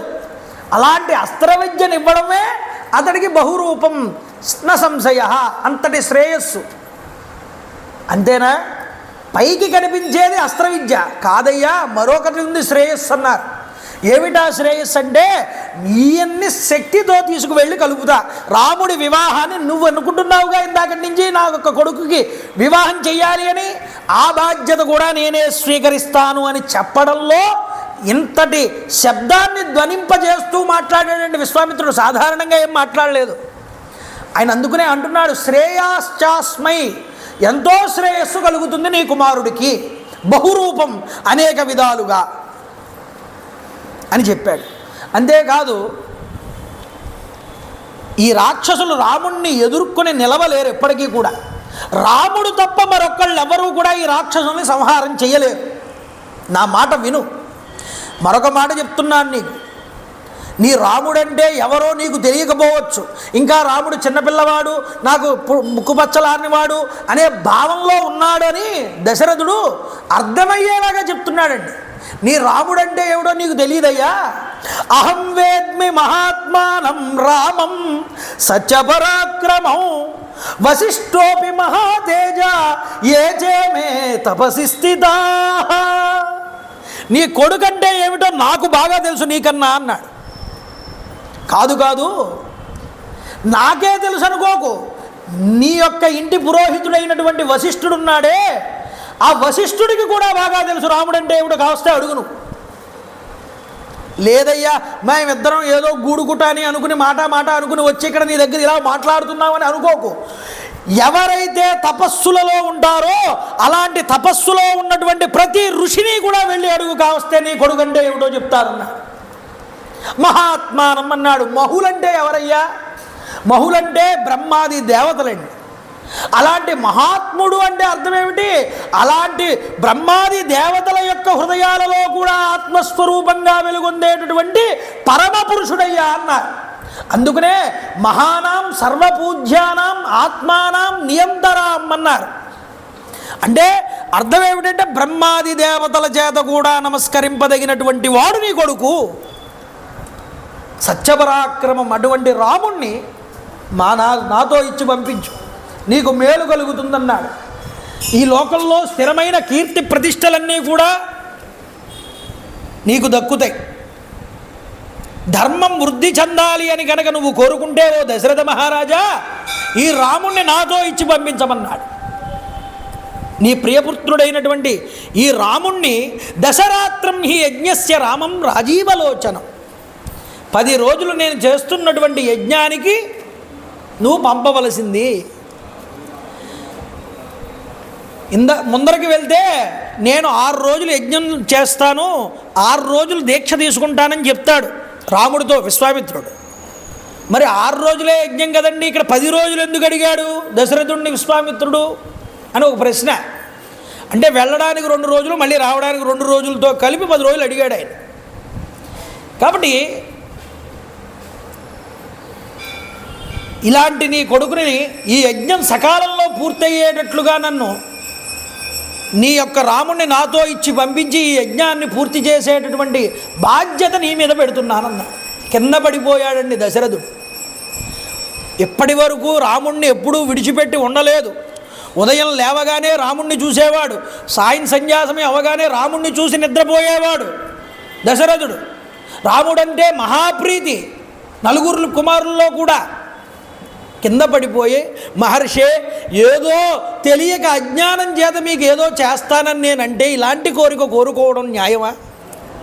ఊన షోడశ వర్షోమే రామో రాజీవలోచన న యుద్ధ యోగ్యతామస్య పశ్యామి సహ రాక్షసై. ఇంకా 16 ఏళ్ళు కూడా నిండలేదు నా రామచంద్ర ప్రభువుకి. రాజీవలోచన అన్నాడు. ఎందుకు రాజీవలోచన అనడం అంటే కమల పువ్వుతో పోల్చాడండి. ఏం చేస్తుంది కమలం అంటే? ఉదయం సూర్యోదయం అవగానే విచ్చుకుంటుంది, మళ్ళీ సూర్యోస్తమయం అవగానే మళ్ళీ ముడుచుకుంటుంది. అలాంటి వాడు నా రాముడు అన్నాడు. అంటే ఏమిటి? సూర్యోదయానికి పూర్వమే లేవలేడు, నిద్ర. సూర్యాస్తమయం అవుతూ ఉండగానే మళ్ళీ నిద్రపోతూ ఉంటాడయ్యా. యుద్ధ విద్యల్లో ఇంకా ఆరితేరినవాడు కాడు నా కొడుకు. అయ్యా మహానుభావ, నన్ను అనుగ్రహించన్నాడు. ఇంతటి చిరుతప్రాయంలో నా పిల్లవాడు ఈ క్రూర రాక్షసులతో ఎలా యుద్ధం చేయగలడు? ఇయమక్షౌహిణీ సేన యస్యాహం పతిరీశ్వరః అనయా సంవృతో గత్వా యోద్ధాహం తైర్నిశాచరైః. కావాలంటే ఇదిగో నా అక్షౌహిణీ సైన్యం ఉంది నా దగ్గర, ఈ అక్షౌహిణీ సైన్యంతో నేనే వస్తా ఆ రాక్షసుల మీద యుద్ధానికి. కానీ నా రాముణ్ణి మాత్రం అడగబోకవయ్యా. ప్రార్థన చేస్తున్నాడు విశ్వామిత్రుడు. అహమేవ ధనుష్పాణి గోప్త సమరమూర్ధని. నేను చేత్తో ధనస్సు పట్టుకుంటా, నేనే యుద్ధానికి వస్తా స్వయంగా. బాలోహ్యకృత్ అవిద్యశ్చ నచ వేత్తి బలబలం నచాస్త్ర బల సంయుక్తో నచ యుద్ధ విశారద. రాముడు పసివాడయ్యా, ధనుర్విద్యను ఇంకా పూర్తిగా నేర్చినవాడు కాదు. శత్రువుల యొక్క బలాబలాలని గుర్తించేటటువంటి స్థితి ఇంకా నా కొడుక్కి రాలేదన్నా. కాస్త పుత్రవాత్సల్యం ఎక్కువైంది. అస్త్రాల్ని ప్రయోగించడం అనేటటువంటిది ఇంకా అంతగా తెలిసినవాడు కాదన్నాడు. అయ్యా, రాక్షసులంటేనే కపటమైనటువంటి యుద్ధం చేస్తారే, కనుక వారితో యుద్ధం చేయడానికి ఇతడికి ఇంకా ఆ యొక్క స్థాయి రాలేదన్నాడు తన కొడుక్కి. శ్రీరాముడి సంగతి అట్లున్నవండి. ఈ రామచంద్ర ప్రభువుని విడిచిపెట్టి ఒక్క క్షణం కూడా నేను ఉండలేనన్నాడు. ఒక మాట చెప్పాడు. రాముడు అగ్రధనూజుడు, రాముడు కులవర్ధనుండు, రాముడు ప్రియుడే, రాముని బుత్తే జాలను, రాముని నేభాశిక్షణము బ్రతుకగనోపన్. భాస్కర రామాయణంలో చెప్తారు ఈ మాట. రాముడు నాకు ఇంటికి పెద్ద కుమారుడు, మా ఇంటి కులవర్ధనుడు, కులాన్ని గొప్పగా వృద్ధి చేసినటువంటి వాడు, నాకు చాలా ప్రియుడు. ఈ రాముణ్ణి విడిచిపెట్టి ఒక్క క్షణం కూడా నేను ఉండలేనయ్యా, విడిచిపెట్టలేనన్నా. అయ్యా, అయితే ఇంతకీ కిం వీర్య రాక్షసాస్తేజ కస్య పుత్రస్య కేచతే. నేను యుద్ధం చెయ్యవలసినటువంటిది ఏ రాక్షసులో, వారి పేరేమిటో, వారి యొక్క చిరునామా ఏమిటో, వారి పరాక్రమం ఎలాంటిదో, వాళ్ళు ఎవరి కుమారులో, ఈ డేటా అంతా కూడా ఒకసారి చెప్పండి అయ్యా. మరి దశరథుడు నేనే వస్తాను యుద్ధానికి అంటున్నాడుగా, కాబట్టి ఆ డీటెయిల్స్ కొంచెం ఇవ్వండి అన్నాడు. అంటే కాస్త భయపెట్టాలనుకున్నాడండి విశ్వామిత్రుడు దశరథుడు. ఎందుకంటే నీ కొడుకుని పంపమంటే నువ్వు వస్తానంటావు ఏమిటి, నీ అవసరం నాకు లేదు. కాబట్టి ఇప్పుడు దశరథుడిని కాస్త భయపెట్టాలనుకున్నాడు. పౌలస్య వంశప్రభవో రావణో నామరాక్షస స బ్రాహ్మణ దత్తవర త్రైలోక్యం బాధతే మృషం. పౌలస్య వంశానికి ప్రభు అయినటువంటి రాక్షసరాజు అయినటువంటి రావణాసురుడు అనేటటువంటి వాడు ఒకడున్నాడు. ఆ రాక్షసరాజు బ్రహ్మ వరదత్తం చేత ముల్లోకాల్ని కూడా బాధిస్తున్నాడు. ఆ రాక్షసుడైనటువంటి వాడు లోకంలో అందరినీ కూడా ఇబ్బంది పెడుతున్నాడు. అయితే ఈ యజ్ఞాలు పాడు చేయడం అనేటటువంటి చిన్ని చిన్ని పనులున్నాయే, ఈ చిన్ని చిన్ని పనులకు వాడు స్వయంగా రాడు. మరి ఏం చేస్తాడు? యదా స్వయం నయజ్ఞస్య విఘ్నకర్త మహాబల మారీచశ్చ సుబాహుశ్చ యజ్ఞ విఘ్నం కరిష్యతః. ఇలాంటి చిన్న చిన్న పనులకి మారీచుణ్ణి సుబాహుని పంపుతూ ఉంటాడు. అందువల్ల వీడి ఇద్దరు ఎవరు అంటే రావణాసురుడి యొక్క అనుచరులు అన్నాడు. ఈ మాట చెప్పగానే అయ్య బాబోయ్ రావణాసురుడా అని ఒక్కసారి గుబేలైపోయాడు ఆ యొక్క దశరథ మహారాజు గారు. చూడండి, నహి శక్తోస్మి సంగ్రామే స్థాతుం తస్య దురాత్మనః. ఆ దురాత్ముడైనటువంటి రావణాసురుడితో మా కుమారుడు కాదు స్వామి, నేను కూడా యుద్ధం చేయలేనండి అన్నాడు. నమస్కారం పెట్టేశాడు.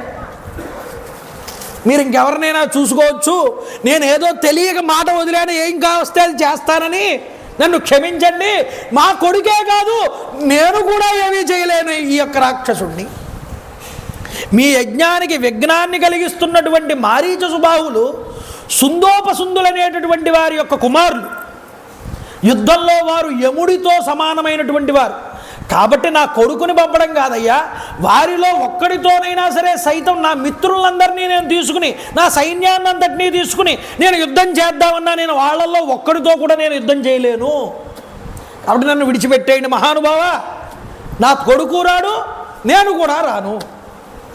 ఈ మాట అనిపించాలనే రావణాసురుడు పేరెత్తాడు మొట్టమొదట విశ్వామిత్రుడు. చాలా కోపం వచ్చిందండి విశ్వామిత్రుడికి. పూర్వమర్ధం ప్రతిశ్రుత్య ప్రతిజ్ఞాం హాతుమిచ్చసి రాఘవాణం అయుక్తోయం కులస్యాస్య విపర్యయః. ఓ రాజా, మొట్టమొదట నీ కోరిక నెరవేరుస్తానని మాటిచ్చావు, ఇప్పుడు మాట తప్పుతున్నావు. సరే, ప్రతిజ్ఞా భంగానికి ఒడిగడుతున్నావు నువ్వు. మీ రాజవంశానికి అంతటికీ కూడా నువ్వు పెద్ద కళంకాన్ని తీసుకొస్తున్నావు మహారాజా. ఇలా మాట ఇచ్చి తప్పడం అనేటటువంటిది నీకు యుక్తమే అని అనిపిస్తే కనుక స్వస్తి, నీకు మంచి జరుగుగాక, నేను వచ్చిన దారినే వెళ్ళిపోతానని క్రోధ తామ్రనేత్రముల చేత ఎర్రబడినటువంటి కళ్ళతో ఆయన వెనుదిరుగుతున్నాడు. తస్య రోషపరీతస్య విశ్వామిత్రస్య ధీమతః చచాల వసుధా కృష్ణ వివేశ భయం సురాను. విశ్వామిత్రుడి యొక్క కోపాగ్ని కీలా జ్వాలల చేత ఒక్కసారి భూమంతా కూడా అదరడం మొదలుపెట్టిందన్న, అంత కోపాన్ని పొందాట విశ్వామిత్రుడు. చూడండి, ఎప్పుడైతే కోపాన్ని పొంది వెనుతిరగడానికి సిద్ధపడుతున్నాడో ఇప్పుడు దశరథ మహారాజు గారికి ఈ మాట తప్పడం వల్ల ఏమవుతుంది అంటే, అతడు ఇప్పటిదాకా చేసుకున్న యజ్ఞ యాగాది ఫలములన్నీ కూడా నశించిపోతాయి. అతడు భ్రష్టు పట్టిపోతాడు. మాట ఇచ్చి తప్పడం అంటే అంతటి దారుణమైనటువంటి పాపం. ఇప్పటిదాకా చేసిన పుణ్యమంతా పోతుంది మాట తప్పితే. ఇది గ్రహించినటువంటి వశిష్ఠుడు పరుగున పక్కకి పిలిచి ఆ యొక్క దశరథుణ్ణి, ఏమయ్యా మాట ఇచ్చేసావు, మొట్టమొదట వదిలేసావు, రాగానే నువ్వు ఏదడిగితే అది చేసేస్తానన్నావు, ఇప్పుడా నేను చెయ్యలేనని మాట తప్పుతున్నావు, దీనివల్ల నీకు ఎంతటి ఇబ్బంది కలుగుతుందో తెలుసా? ప్రాకట ధర్మమూర్తివి అతి బంధుర సత్య యశోదనుండవు, ఇక్ష్వాకు కుల ప్రసూతుడవు, సమ్మతి నిత్యదనంచు బల్కి నీచాకృతి నీకు బొంకుటది అర్హమే. బొంకిన సర్వధర్మముల్ వే కడతేరిపోవే, యురు విస్తృత కీర్తియు మాసిపోవదే. మాట ఇచ్చి తప్పడం అనేటటువంటి దానివల్ల నీ ధర్మం అంతా కూడా చెడిపోతుంది మహారాజా, గుర్తుపెట్టుకో అన్నాడు వశిష్ఠుడు దశరథ మహారాజుతో. ఎందుకంటే మాట ఇచ్చి తప్పడం మీ వంశంలో ఇప్పటి వరకు ఎవరూ చెయ్యలేదు. అందువల్ల ఇది బాగా నువ్వు మనసులో పెట్టుకుని నువ్వు విశ్వామిత్రుడికి నీ కుమారుణ్ణి ఇచ్చి పంపించు. ఎందుకు అంటే నువ్వు బాధపడుతున్నావు ఇందాకటి నుంచి. ఏమని? బాలుడు అసక్తుడీతడను భావము మానుము. నీ కుమారుడు చాలా అసక్తుడు, ఏమీ చేయలేడు, పసికందు, ముక్కు పచ్చలారలేదు అంటున్నావే, ఆ భావాన్ని ముందు నువ్వు విడిచిపెట్టమన్నాడు వశిష్ఠుడు. బాలుడు అసక్తుడీతడను భావము మానుము, ఇతండు సర్వదిక్పాలక పాలన క్షమానృపాలుడు. నానత విద్విషత్ క్షమాపాలుడు, లోకపాలుడు, కృపాలుడు, సజ్జనపాలుడు, అన్యభూపాలుర యజ్ఞపాలనకు బాలుర బాడిగా నేనిటు కోరి వత్తునే. ఇలాంటి వాడు మరొక చోట ఉండడు.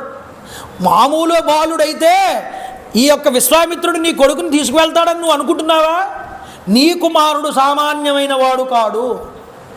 నీ కుమారుడు తలుచుకున్నాడు అంటే లోకపాలుడిని కూడా ఎదిరించగలడు, అంతటి శక్తివంతుడు. ఆ మాట నమ్ము.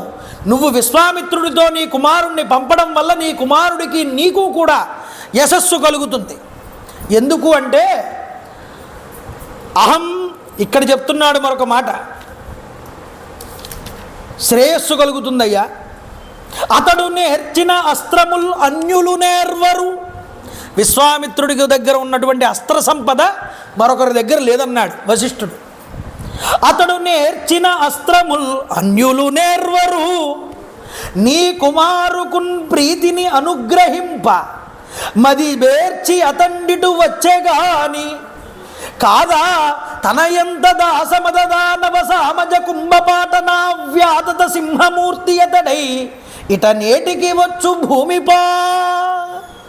అతడు తలుచుకుంటే వాళ్ళని సంహారం చేయడం ఎంతసేపు? అతడి దగ్గర అస్త్ర సంపదంతా ఉన్నది. కానీ అతడు ఇక్కడికి రావడానికి ముఖ్య కారణం ఏమిటి అంటే నీ కుమారుని అనుగ్రహించడానికే. ఈ విషయాన్ని గుర్తుపెట్టుకో. విశ్వామిత్ర మహర్షి అంటే సాధారణమైన వాడు కాదయ్యా. ఏష విగ్రహవాన్ ధర్మ ఏష వీర్యవతాంబర. విశ్వామిత్ర మహర్షి అంటే ఆకృతి దాల్చినటువంటి ధర్మం, గొప్ప శక్తి సామర్థ్యాలు కలిగినటువంటి వాడు, ప్రజ్ఞాశాలి, తాపసులందరిలో కూడా ప్రప్రథముడు, మేటి అయినటువంటి వాడు, లోకానికి గాయత్రి మంత్రాన్ని అందించినటువంటి వాడు విశ్వామిత్రుడంటే. సామాన్యమైన వాడు కాదన్నాడు. గుప్తం కుశికపుత్రేణ జ్వలనే అమృతం యథా. నువ్వు విశ్వామిత్రుడిదంతా మీ కుమారుడు ఉన్నంత వరకు కూడా అమృతం అగ్ని హోత్రం చేత ఎప్పుడు ఎలా రక్షించబడుతూ ఉంటుందో అలా నీ కుమారుడు రక్షించబడుతూనే ఉంటాడు తప్ప నీ కుమారుడికి ఏమీ కాదన్నాడు. అర్థం చేసుకో. ఏషో అస్త్రాన్ వివిధాన్ వేత్తి త్రైలోక్యే సచరాచరే నైన మన్యే పుమాన్ వేత్తి నచ వేత్యాంతికే జన. వివిధ అస్త్ర ప్రయోగాలు ఎరిగినటువంటి వాడు విశ్వామిత్రుడు. చరాచరాత్మకమైనటువంటి ఈ మూడు లోకముల యందు ఈయనతో సాటి అయినటువంటి అస్త్ర ప్రయోగ కుశలుడైనటువంటి వారు ఎవరూ కూడా లేనే లేరన్నాడు. అంతేకాదు దేవతలు, ఋషులు, అసురులు, రాక్షసులు, గంధర్వులు, యక్షులు, కిన్నెరులు, నాగులు మొదలైనటువంటి వారిలో ఎవ్వరూ కూడా విశ్వామిత్రుడితో సమానమైనటువంటి అస్త్ర ప్రయోగం చేయగలిగిన వాడు లేడయ్యా. అది విశ్వామిత్రుడంటే. ఈశ్వర వరప్రసాదం చేత సకల అస్త్ర సంపదని కూడా ఆయన పొందాడు. ఈశాన సర్వ విద్యానాం ఈశ్వర సర్వభూతానాం. సకల విద్యలకి అధిష్టాత ఎవరు? పరమేశ్వరుడు. ఆ పరమేశ్వరుణ్ణి మెప్పించిన వాడు ఈ విశ్వామిత్రుడు. ఆయన దగ్గర మొత్తం అస్త్ర సంపదనంతటినీ కూడా సంపాదించినటువంటి వాడు. ఇప్పుడు ఈ అస్త్ర సంపదనంతటినీ ఏం చెయ్యాలనుకుంటున్నాడంటే నీ కుమారుడికి ఇవ్వాలనుకుంటున్నాడు. కాబట్టి ఇక మాట మార్చకుండా నువ్వు నీ కుమారుణ్ణి ఇచ్చి పంపించు. దీనివల్ల నీకు శ్రేయస్సు కలుగుతుంది, నీ కుమారుడికి కూడా శ్రేయస్సు కలుగుతుంది. ఈ మాట ఎప్పుడైతే చెప్పాడో ఆనందించాటండి దశరథుడు. ఆనందించి నమస్కారం చేసి విశ్వామిత్రుడికి దశరథుడు, అయ్యా తప్పైపోయింది, నన్ను క్షమించండి, నా కుమారుడు పెద్ద కుమారుడిని మీతో ఇచ్చి నేను పంపుతాను అని అంగీకరించాడు. అయితే వెంటనే రాముణ్ణి పిలిపించాడండి. రామచంద్ర ప్రభువు వారు వస్తున్నారు. దివ్య తేజో సమప్రభమైనటువంటి రూపంతో వెలుగొందుతున్నారు స్వామి. సపుత్రం మూర్ధ్రుపాగ్రాయ రాజా దశరథ ప్రియం. దశరథ మహారాజు గారు రామచంద్ర ప్రభువు వారిని దగ్గరికి తీసుకున్నారట. తీసుకుని ఒక్కసారి ముఖాన్ని పట్టుకుని ఆ యొక్క మూర్ధ్ని స్నానం ముందు ఆ ముద్దు పెట్టుకున్నారు. దదౌ కుశికపుత్రాయ సుప్రీతేనాంతరాత్మన. ఆ ముద్దు పెట్టి ఆ కుశికపుత్రుడైనటువంటి విశ్వామిత్ర మహర్షి వారి దగ్గరికి పంపించాడు రాముణ్ణి. దశరథ మహారాజు గారికి విశ్వామిత్రుడికి మధ్యలో వెళ్ళి నిలబడ్డాడు రామచంద్ర ప్రభు. చూడండి, తతో వాయు సుఖస్పర్శో వీరజస్కో వవౌ తథా విశ్వామిత్రాగతం దృష్ట్వా రామం రాజీవలోచనం. విశ్వామిత్ర మహర్షి వారి దగ్గరికి వచ్చి చేరుకున్నటువంటి రామచంద్ర ప్రభువుని చూసి వాయువు చక్కనైనటువంటి సుఖస్పర్శ కలిగించాట వాళ్ళిద్దరి మధ్యలో నుంచి వీచాట ఒకసారి. ఇది చాలా శుభహేతువు అన్నారు. అంటే గురువు గారి చెంతకి శిష్యుడు చేరుకున్నాడు, గురువు అనుగ్రహం పరిపూర్ణంగా లభించబోతున్నది ఈ శిష్యుడికి అని చెప్పడం. అయితే మహాత్ముడైనటువంటి రామచంద్ర ప్రభువు వారు విశ్వామిత్రుడితో కూడి బయలుదేరడానికి సిద్ధపడుతున్నారు. చెప్పారు దశరథుడు, నాయన ఈ విశ్వామిత్రుల వారితో నువ్వు కలిసి వెళ్ళు, ఆయన ఏం చెప్తే అది నువ్వు ఆచరించు. ఈ మాట చెప్పాడు దశరథుడు. ఆయన ముందర నడుస్తున్నాడు విశ్వామిత్రుడు, రామచంద్ర ప్రభు అనుసరిస్తున్నారు. పూల వర్షం కురిసిందన్నారండి. ఇది చాలా శుభహేతువు. రామాయణంలో రామచంద్ర ప్రభువుని ముందరికి నడిపించిన వాళ్ళు ఇద్దరు, ఒకళ్ళు దేవతలు, రెండు మహర్షులు. అందున విశ్వామిత్ర మహర్షి వారు రామచంద్ర ప్రభువు వారి యొక్క దివ్యమైనటువంటి ఆ లీలా విశేష వైభవాలని, ఆ మూర్తి యొక్క రూపాన్ని దగ్గరుండి ఆస్వాదించాలనేటటువంటి ఉద్దేశ్యంతో ఆయన రామచంద్ర ప్రభువుకి విద్య నేర్పుతాననేటటువంటి మిషతో ఈరోజు రాముడిని తీసుకువెళ్తున్నారు. ఎందుకు? అప్పటిదాకా సకల విద్యలు విశ్వామిత్రుల వారు కాదు నేర్పింది, వశిష్ఠుల వారు నేర్పారు. పరబ్రహ్మ చేత రమించేటటువంటి అనుగ్రహం విశ్వామిత్రుడికి దక్కలేదు అప్పటిదాకా, వశిష్ఠుల వారికి దక్కింది. ఆ అనుగ్రహం నాకు కూడా దక్కాలనుకున్నారట విశ్వామిత్రుల వారు. ఆ రామచంద్ర ప్రభువుతో కలిసి నడవడం, ఆయనతో మాట్లాడడం, ఆయన్ని తనివి తీరా చూడడం, ఆయనతో సంభాషించడం, ఆయనతో మంచి మంచి విషయాలు పంచుకోవడం, ఆయనకి విద్య నేర్పినటువంటి గురుస్థానమునందు తాను ఉండడం, ఇవన్నీ నాకు కావాలి అని పరమాత్మని ప్రార్థన చేశాడు విశ్వామిత్రుడు. అందువల్ల మన భావం, మన ఆలోచన, మన యొక్క నడవడిక అన్నీ పరమాత్మ వైపు తిరిగితే, పరమాత్మని కావాలి అని మనం కోరుకుంటే పరమాత్మ మన వెనకుండి మన వైపు నడుస్తాడయ్యా. ఈరోజు విశ్వామిత్రుడి వెనకాల రాముడు ఎలా నడుస్తున్నాడు, అలాగా విశ్వామిత్రుడు ఎంత గట్టిగా కోరుకున్నాడు రాముడు కావాలని, అంత గట్టిగా నువ్వు కోరుకో భగవంతుడు కావాలని. భగవంతుడు నీ వెనువెంటే ఉంటాడు, ఎప్పుడు కూడా నీ వెంట నడుస్తాడు భగవంతుడు. ఇది చూపిస్తోంది రామాయణం. అన్ని కోణాల్లో మీరు రామాయణాన్ని దర్శనం చేయాలి. ఒక గురు శుశ్రూషలే శిష్యుల కిందే కాదు, ఒక భగవద్ విషయంలో కూడా రామాయణాన్ని చూసినప్పుడు పరమాత్మ ఎంత అనుగ్రహిస్తారు తన వారిని అనేటటువంటి ఒక దృశ్యం మనకి ఇక్కడ కనిపిస్తుంది. రాముడు ఒక గురువుకి ఎంత విలువ ఇవ్వాలో, ఎంత శ్రద్ధ కనబరచాలో, ఎంత విలువ ఇవ్వాలో ఇవన్నీ చూపిస్తాడు.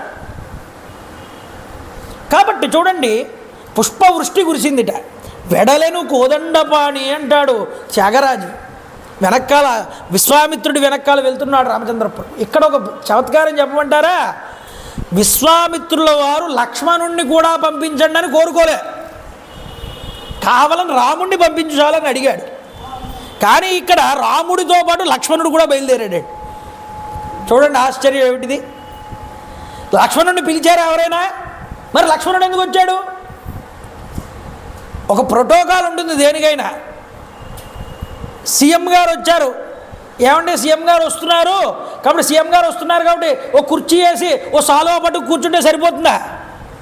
సీఎం వచ్చారంటే ఆయన వెనకాల ఎంతమంది వస్తారు బందోబస్తు, వాళ్ళందరినీ కూడా సర్దించి పంపించాలా? ఒక సీఎంకి ఒకరికి కావాల్సిన ఏర్పాట్లు చూస్తే సరిపోదుగా. అలాగే ఇక్కడ రాముడు వస్తున్నాడంటే వెనకాల బందోబస్తుగా లక్ష్మణుడు కూడా వచ్చినట్టే లెక్క. అంటే రాముడితో పాటు లక్ష్మణుడు ఎప్పుడు ఉంటాడు అని చెప్పడం ఇక్కడ. కాబట్టి కాకపక్షధరో ధన్వి తంచ సౌమిత్రి రన్వగాత్, రాముడితో పాటు లక్ష్మణుడు కూడా బయలుదేరాడయ్యా. చూడండి, కలిసి నడుస్తున్నాడు లక్ష్మణుడు రాముడితో, విశ్వామిత్రుడు నడుస్తున్నాడు ముందర. అందుకనే మనం నడవాలి, మనము నడుస్తాం. ఎలా నడుస్తాం? అనేక మార్గాల్లో నడుస్తాం. అలా అనేకమైనటువంటి చెడు మార్గాలన్నీ మనం ఎంచుకుంటాం. కానీ అలా నడవకూడదయ్యా. మనం నడిచే నడక భగవంతుడితో కలిసి నడిచేదై ఉండాలి. ఇది చెప్తున్నారు ఇక్కడ. భగవంతుడితో కలిసి నడవాలి. మన జీవితంలో, మన ప్రయాణంలో, అంటే మన జీవితమే ఒక ప్రయాణం. మన జీవితంలో మన ప్రయాణంలో మనతో కలిసి భగవంతుణ్ణి కూడా చేర్చుకోవయ్యా. ఇది విశ్వామిత్రుడి ద్వారా మనకి నిరూపితమవుతుంది.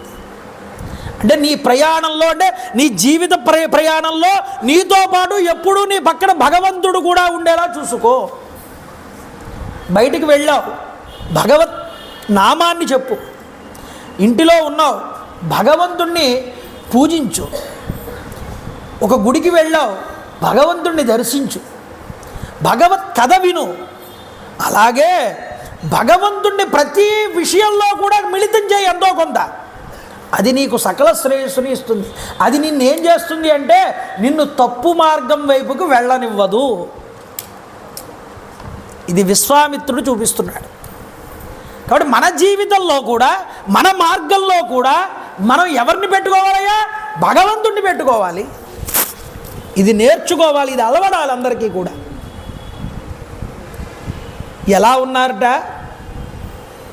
ఉడుము చర్మంతో కూడినటువంటి తొడుగులు దొరుకున్నారట రామచంద్ర ప్రభు, లక్ష్మణస్వామి.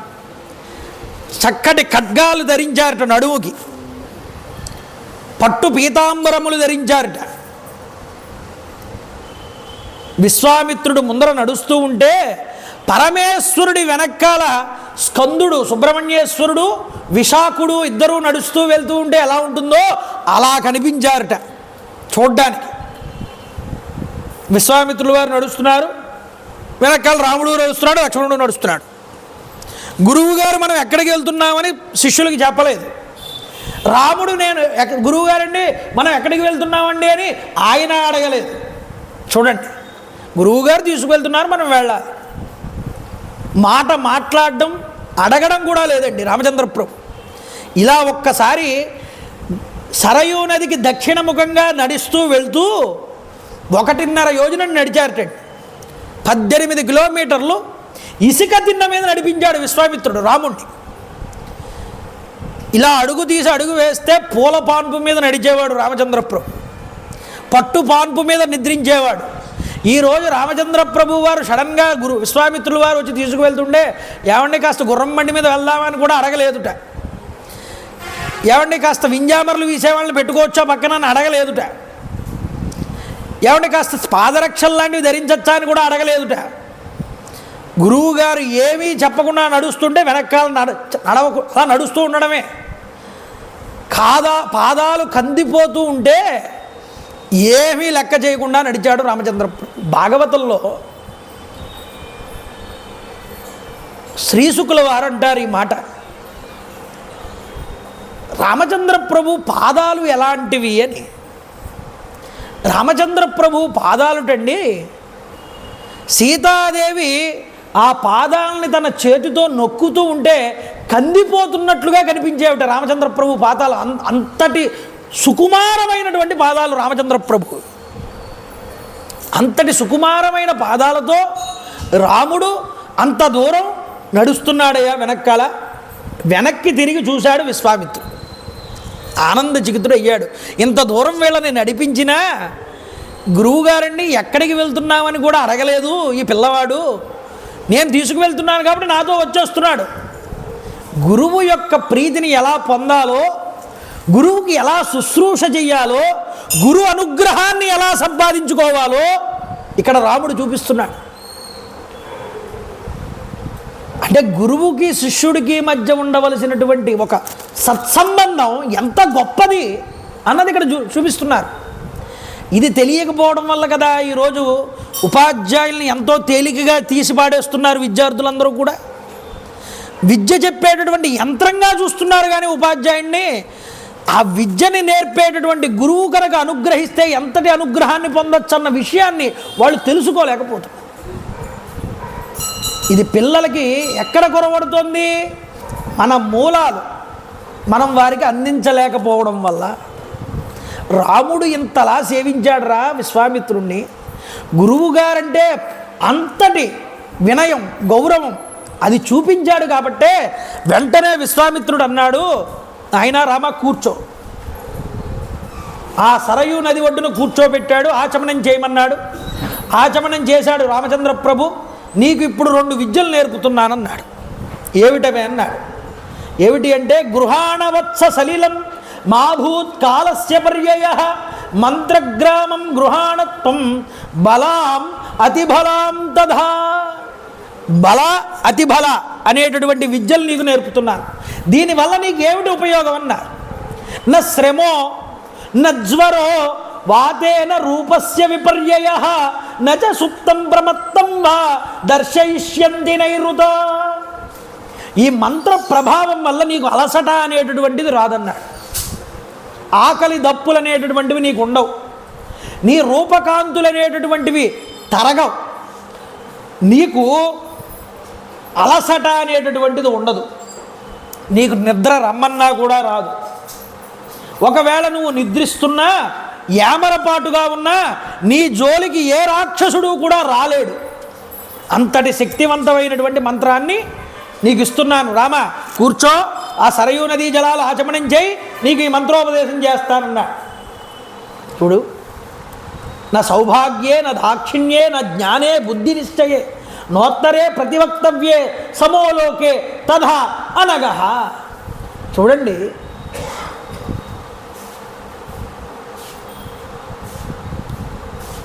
సౌందర్యం కానీ సామర్థ్యం కానీ విషయగ్రహణమునందు కానీ చక్కగా కార్యనిశ్చయం చేయడంలో కానీ ప్రత్యుత్తరం తిరిగి మాట్లాడడంలో కానీ లోకమునందు నీతో సమానమైనటువంటి వాడు ఎవ్వరూ కూడా లేడు. కాబట్టి బల అతిబల అనేటటువంటి ఈ మహామంత్రాన్ని సమస్త జ్ఞానానికి కూడా మాతృకలైనటువంటివి. ఇవి బ్రహ్మగారి చేత నిర్మించబడినటువంటి మంత్రాలు. ఈ మంత్రాలు ఇప్పుడు నేను నీకు ఇస్తున్నాను, తీసుకో అన్నాడు. ఎందుకంటే ఇంత ప్రేమ ఎందుకు వచ్చింది విశ్వామిత్రుడికి? ఆయనతో కలిసి నడిచాడు, ఆయన్ని ఏమీ అడగలేదు. అందుకనే మనం ఏం చెప్తాం, నా బ్రతుకు బండి నడవాలి అంటే ఎవరు నడిపించేది వెనకాల? భగవంతుడు. బ్రతుకు బండిని నడిపేటటువంటి వాడు భగవంతుడు. కాబట్టే ఆ భగవంతుడిని మనం ఏం చేస్తామయ్యా? ఒక రథంలో కూర్చోబెట్టి మనం ఊరేగిస్తాం. ఎందుకు ఆయన ఊరేగించడం? ఆయన తిరగలేడా? తిరగాలనుకుంటే అయ్యా, నీ రథం పోతూ ఉంటే నీ రథంతో పాటు కలిసి నడిచేటటువంటి అనుగ్రహాన్ని నాకు ఇవ్వి. ఈ బ్రతుకు బండిని నడిపేవాడివి నువ్వు కాబట్టి నీ రథం చుట్టూ కూడా నేను నడుస్తూ వస్తున్నానన్నారు. నా ఆలోచనలు ఎలా పోతున్నా సరే అన్నిటిలో కూడా నువ్వు ఉండాలి స్వామి అని ప్రార్థించాలట భగవంతుణ్ణి. మనం నువ్వు కూడా ఉండాలి అని చెప్పాలట. అంతటి ప్రేమ కలిగింది విశ్వామిత్రుడికి. నేను ఎలా వెళ్తుంటే ఏమేమి మాట్లాడకుండా నన్ను అనుసరించాడు అంటే భగవంతుడు నిన్ను అలా రక్షిస్తున్నాడు వెనకాల ఉండి. ఆయన్ని నువ్వేం చేస్తావు? ఆయన రథం మీద వెళ్తూ ఉంటే ఆయన్ని నువ్వు అనుసరించాలి. ఎందుకని? ప్రతి మార్గంలో కూడా నువ్వు నాకు తోడుగా ఉండాలి ఇలాగా అని చెప్పడానికి ఇక్కడ ఆ విషయాన్ని చూపించారు. ఆకలి దప్పులు ఉండవయ్యా, ఇది తీసుకోవడం వల్ల ఈ మంత్రాన్ని నీకు ఇస్తున్నానని తీసుకున్నారు. ఆచమనం చేసి రామచంద్ర ప్రభు ఆ మంత్ర స్వీకారం చేసి లక్ష్మణుడికి కూడా ఉపదేశించారండి. హాయిగా ఆ రాత్రి ఆ సరయూ నదీ తీరం దగ్గరే విశ్రాంతి తీసుకున్నారు. తర్వాత రోజు ఉదయమే లేచారు. లేస్తూ ఉంటే సుప్రభాత సమయం, తెల్లవారుతోంది. ఇప్పుడు ఏమవుతుంది? రామచంద్ర ప్రభువు అని లేపాలి. ఆయన నిద్రిస్తున్నాడు. బాగా నడిచారుగా రాత్రి వరకు కూడా, సాయంత్రం కాలం వరకు బాగా నడిచిపోయారు, అలసిపోయి ఉన్నారు. 18 కిలోమీటర్లు నడిపించాడు. 1 కాదు 2 కాదు. అలసిపోయి ఉన్నటువంటి రామచంద్ర ప్రభు వారు ఇంకా నిద్ర లేవలేదు. ఒక పక్క సూర్యోదయం అవుతున్నది. విశ్వామిత్రుడు నిద్ర లేచాడు. ఏం చేస్తాడు? రాముణ్ణి నిద్ర లేపాలి. అయితే చూడండి, అక్కడికి వచ్చి రామచంద్ర ప్రభువుని మామూలుగా రామా నిద్రలే అనొచ్చుగా, అలా అనలేదు ఆయన. కౌసల్యా సుప్రజా రామ పూర్వ సంధ్యా ప్రవర్తతే ఉత్తిష్ట నరసార్ధూల కర్తవ్యం దైవమాహ్నికం. కౌసల్యాదేవికి నోముల పంటగా ఆమెకు పుత్రుడవై జన్మించినటువంటి ఓ రామ, తూర్పు దిక్కు యందు సూర్యభగవానుడు ఉదయిస్తున్నాడయ్యా. కర్తవ్యం, నీ కర్తవ్యం ఏమిటి? సూర్యుడికి నమస్కారం చేసి ఆయనకి అర్ఘ్యాన్ని విడిచిపెట్టాలి, దైవ కార్యక్రమాన్ని పూర్తి చెయ్యాలి అని, దైవమాహ్నికం అని, ఆ దైవ చింతనని చెయ్యాలి అని గుర్తు చేశాడు విశ్వామిత్రుడు. ఒకవేళ రాముడు లేవలేదనుకోండి, విశ్వామిత్రుడు ఏమైనా అంటాడా? ఏమీ అనడు. ఆయన పని చేసుకుంటాడు. మళ్ళీ కావాలంటే కాసేపు వచ్చాక కాసేపు నాకు వచ్చి లేపుతాడు. అప్పుడైనా లేవలేదనుకోండి, అప్పుడు కూడా ఆయన ఏమండు. మధ్యాహ్న సమయం అయ్యేటప్పటికి వచ్చి నిద్ర లేపుతాడు. రామా లేవయ్యా, మాధ్యాహ్నికం అంటే విశ్వామిత్రుడు తాను చెప్పవలసిన కర్తవ్యాన్ని తాను చెప్తున్నాడు. ఆచరించాలా ఆచరించకపోవడం అనేటటువంటిది శిష్యుడి యొక్క నేర్పు మీద ఆధారపడి ఉంటుంది. ఇక్కడ రామచంద్ర ప్రభువు వారు ఇలా చెప్పగానే ఆయన నిద్రలేచాడు. చూడండి, వెంకటేశ్వర స్వామి వారు సుప్రభాతం చేసినప్పుడు కూడా మొట్టమొదటి శ్లోకం ఇదేగా. సుప్రభాతం దేనికండి అని ఒక మాట. భగవంతుడికి సుప్రభాతం ఏమిటండి? భగవంతుడు నిద్రపోతాడా? భగవంతుడు కనుక నిద్రపోతే ఈ జగత్ అనేది ఇలా ఉంటుందా? మరి భగవంతుడికి ఏమిటి? మనం రోజు నిద్రలేపుతాం ఆయన్ని. మనం ప్రత్యేకించి సేవ, సుప్రభాత సేవ టికెట్ కొనుక్కుని మరీ వెళ్తామే. ఆ హారతి ఇస్తుంటే ఆనందం చిక్కుతుడై ఆ హారతిని అద్దుకుంటున్నామే. ఏమిటి సుప్రభాతంలో ఉన్న అంతరార్థం ఏమిటయ్యా? భగవంతుడు ఎక్కడో లేడయ్యా నాయన. భగవంతుడు నీ హృదయంలో ఉన్నాడు. నీ హృదయంలో ఉన్నటువంటి భగవత్ శక్తిని జాగృతం చేయి. ఆ భగవంతుడికి సుప్రభాతం. గుళ్ళో ఉన్నటువంటి భగవంతుడికి నువ్వు సుప్రభాతం చేసినా చెయ్యకపోయినా ఆయన ఎప్పుడూ నిన్ను చూస్తూనే ఉంటాడు. ఆయన నిద్రపోడు ఎప్పుడు కూడా. పోయేది మనం. నిద్రలో ఉండే తన్మయత్వాన్ని పొంది మనం భగవంతుడిని కూడా విస్మరించేది మనం. కాబట్టి మనం ఏం చేయాలి? ఈ అజ్ఞానంలో ఉన్నటువంటి మనలో ఉన్న భగవత్ శక్తిని జాగృతపరచడానికి, ఆ భగవంతుడిని నిద్ర లేపడానికి, మనలో ఉన్న భగవంతుడిని నిద్ర లేపడానికి సుప్రభాతం.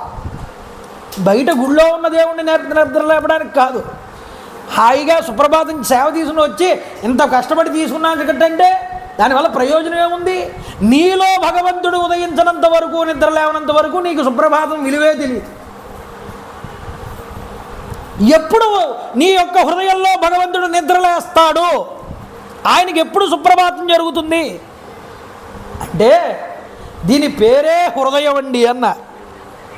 హృదయము అనేటటువంటి 4 అక్షరాలలో మొదటి అక్షరం చివరక్షరం తీసేస్తే మధ్యలో 2 అక్షరాలు ఉన్నాయి. ఏమిటవి? దయ. ఈ దయ అనేటటువంటిది నీలో ఎప్పుడైతే ఉదయిస్తుందో అప్పుడు నీ హృదయంలో భగవంతుడు సుప్రభాతానికి మేలుకున్నాడు. అది అర్థం. నీలో దయ లేకపోతే, సకల జీవుల యందు దయ చూపించడం నీకు తెలియకపోతే ఆ భగవంతుడు ఎప్పుడూ మేలుకోడు నీ హృదయంలో. నువ్వు ఎప్పుడు సరి అయిన సుప్రభాతం ఇచ్చినట్టు లెక్క. నువ్వు దయ కలిగి ఉండడం, సకల జీవులకి నువ్వు అపకారం చేయకుండా బ్రతికినటువంటి రోజున నీలో భగవంతుడు జాగృతమైనాడు. ఆయన్ని నువ్వు సుప్రభాతంతో మేల్కొల్పినట్టు లెక్క. ఇది నువ్వు నేర్చుకుంటావని, ఆ హృదయాన్ని నువ్వు దర్శనం చేయలేకపోతున్నావని ఒక గుడిని నిర్మించి అందులో ఒక ఈశ్వరుణ్ణి పెట్టి, నీ హృదయంలో ఉన్న ఈశ్వరుడు ఈయన ఒకటేరా, రోజు ఈయనకు వచ్చి సుప్రభాత సేవ చేస్తున్నట్లుగానే నీలో ఉన్న పరమేశ్వరుడికి కూడా సుప్రభాతం చెయ్యి. ఆ దయా కరుణ అనేదాన్ని నీలో కూడా పెంపొందించుకుని నీలో ఉన్న భగవంతుడి యొక్క దయని జాగృతపరచుమన్నారు. ఎవరో రోడ్డు మీద కష్టంలో ఉన్నారు, ఆయన్ని చూసి వెంటనే రోడ్డు మీద నువ్వు బాగా ఆయనకి సహాయం చేసావు, వెళ్ళిపోయావు నీ దారిలో. ఆయన ఏమనుకుంటాడు? భగవంతుడే ఈయన రూపంలో వచ్చి నాకు సహాయం చేశాడంటారు. ఇప్పుడు భగవంతుడు ఎక్కడున్నాడు? నువ్వు చేసినటువంటి సహాయంలో ఉన్నాడు, నువ్వు చూపించినటువంటి దయలో ఉన్నాడు, నీ యొక్క కరుణలో ఉన్నాడు. నువ్వు ఆకుండా వెళ్ళిపోతే, మూర్ఖంగా ఉంటే, నాకెందుకులే అనుకుంటే, నీలో భగవంతుడు మేల్కొన్నాడా, అది నిద్రిస్తున్నాడా? నీలో భగవంతుడు మేలుకోలేదని గుర్తు. అందుకనే భగవత్ సేవ ఎంత గొప్పదో, మానవుడికి చేసేటటువంటి జీవులకి చేసే సేవ కూడా అంతే గొప్పది. అందుకనే మానవ సేవే మాధవ సేవ అనే మాట ఎందుకు వచ్చిందండి మాటలో? సకల జీవులకి నువ్వు చేసే సేవ ఏదైతే ఉన్నదో అది భగవంతుడికి చేసే సేవే. నువ్వు 1116 పెట్టుకుని నిన్ను వెళ్ళి సుప్రభాత సేవ చేయించుకోవద్దని నేను అనట్లేదు. ఆ 1116 నువ్వు ఉపయోగించుకున్న టికెట్ తీసుకుని సుప్రభాతానికి వెళ్ళేటప్పుడు ఎవడో కష్టంలో ఉన్నప్పుడు ఆ కష్టంలో ఉన్నవాడికి ఈ 1116లతో సహాయం చేస్తే నువ్వు చేయించుకున్న సుప్రభాత సేవ కన్నా వాడికి చేసిన సహాయం వల్ల వెంటనే పరమేశ్వరుడు ఆనందిస్తాడు నిన్ను చూసి. ఇది సుప్రభాత సేవలో ముఖ్యమైనటువంటి ఉద్దేశం. కాబట్టి నీలో ఉన్న దయ జాగృతం అవ్వాలి, అది భగవంతుణ్ణి మేల్కొల్పుతుంది. ఆ భగవంతుణ్ణి మేల్కొల్పినప్పుడు నీ హృదయంలో నువ్వే భగవంతుడు అవుతావు. ఇది చెప్పడానికి సుప్రభాతం అయింది. ఇది నేర్పడానికి విశ్వామిత్రుడు ఇక్కడ భగవంతుణ్ణి నిద్రలేపుతున్నాడు. అంటే తనలో తాను భగవత్ శక్తిని పెంపొందిస్తున్నాడని అర్థం. అంటే కావ్య లక్షణం ఏమిటి చెప్పాను మీకు.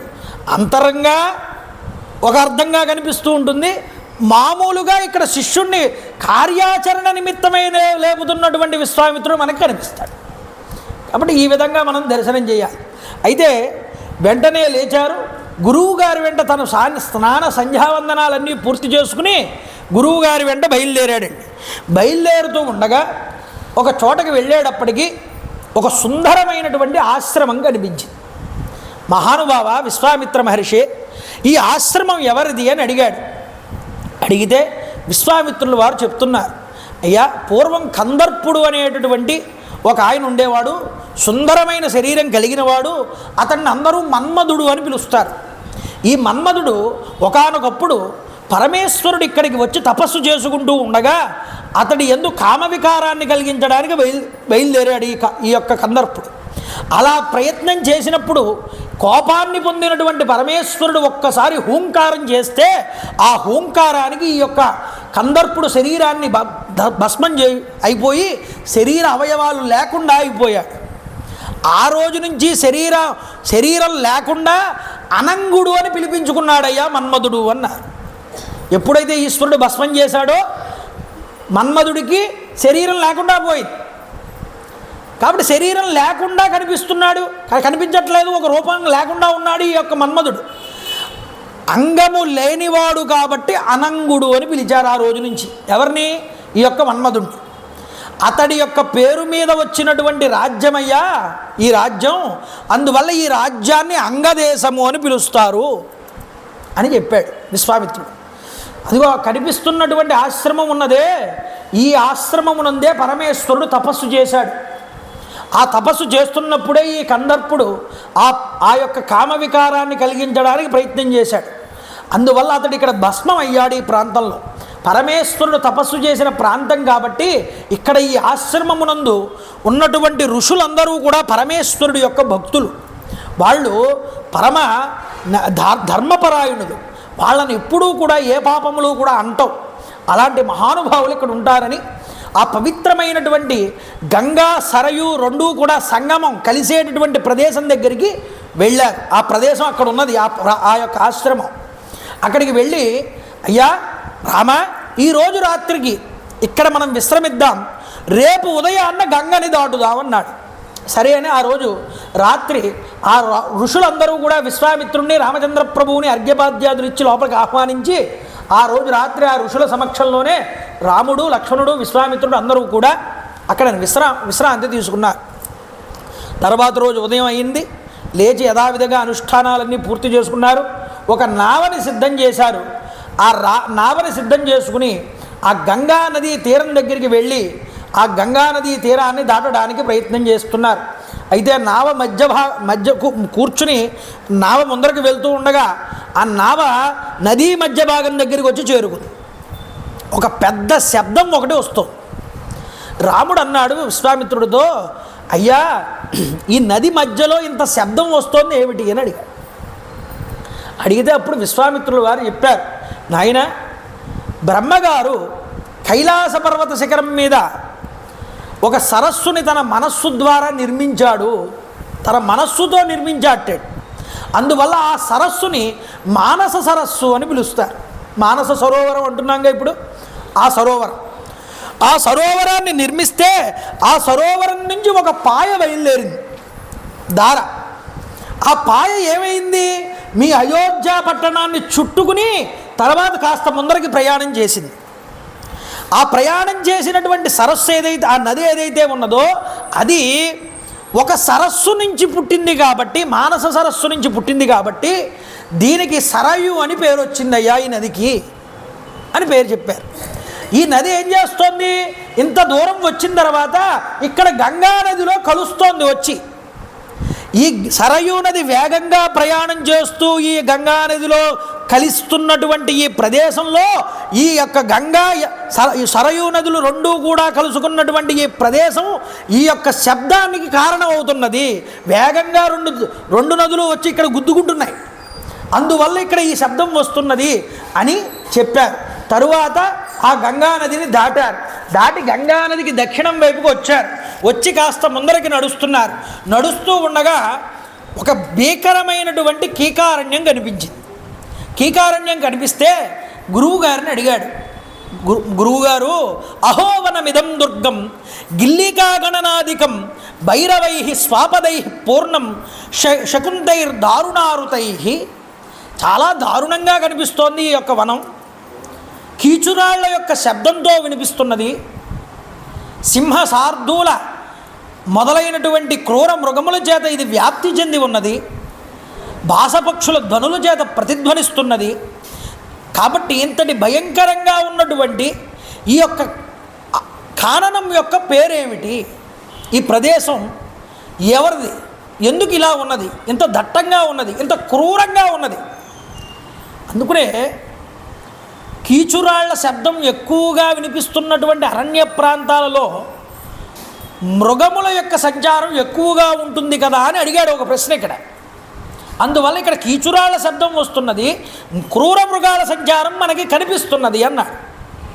కాబట్టి ఇంతటి భయంకరంగా ఈ ప్రదేశం ఉండడానికి కారణం ఏమిటి చెప్పండి అంటే అప్పుడు ఆయన చెప్తున్నాడు, నాయన పూర్వకాలమునందు ఈ యొక్క ప్రదేశాన్ని మలదము కరుషము అనేటటువంటి పేర్లతో పిలిచేవారు.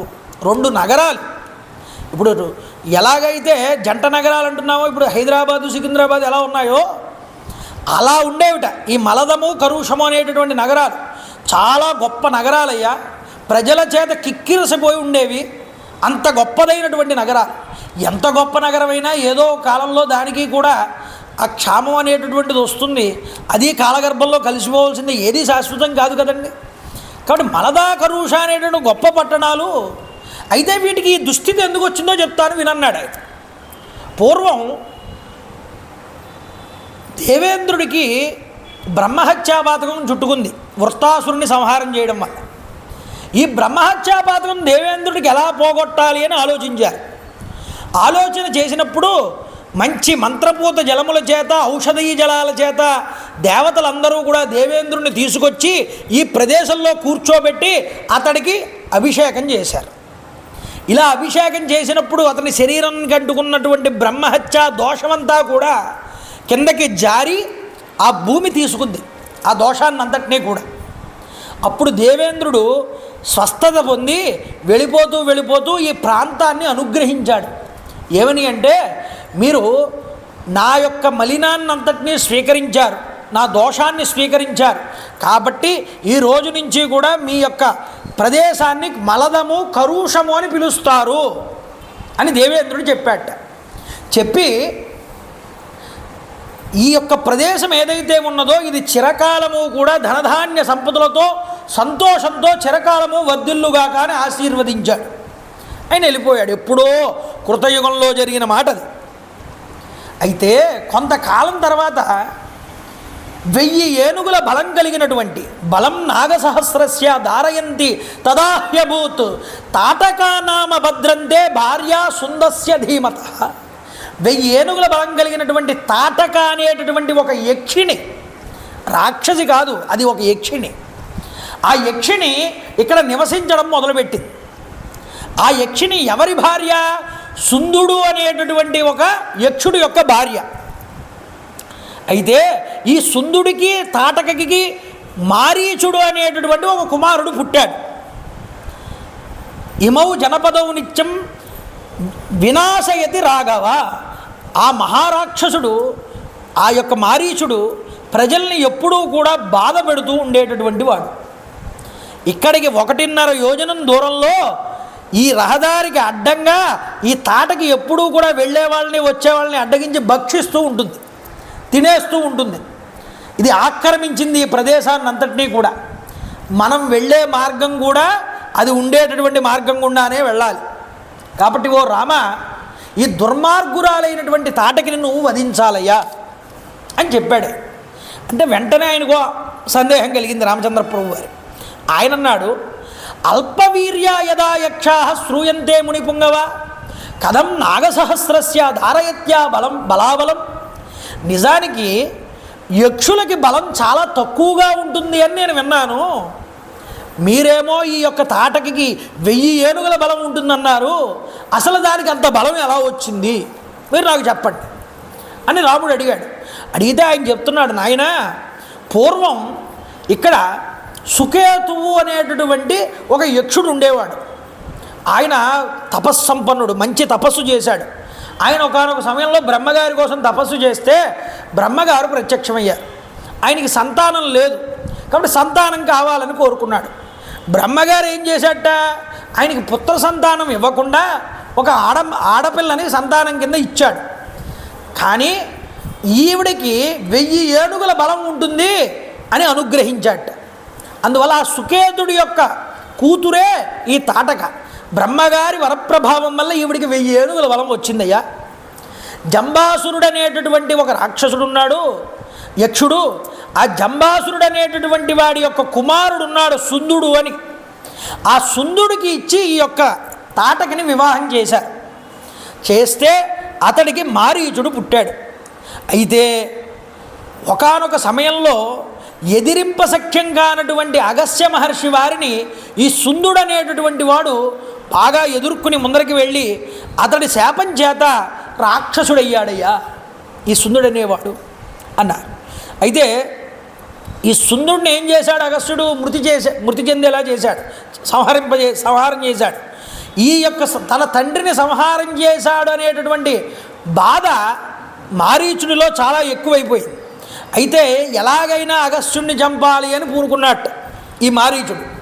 రాక్షసత్వం భజేస్వేది మారీచం వ్యజహరాస అగస్త్యం పరమక్రుద్ధ తాటకామపి శప్తవాన్. ఈ తల్లి కొడుకులు ఇద్దరు కూడా ఏం చేశారంటే ఒకానొక సమయంలో ఈ అగస్త్య మహర్షి వారిని తినేద్దామనేటటువంటి ఉద్దేశంతో మీద పడ్డారట అగస్త్య మహర్షి వారి మీద.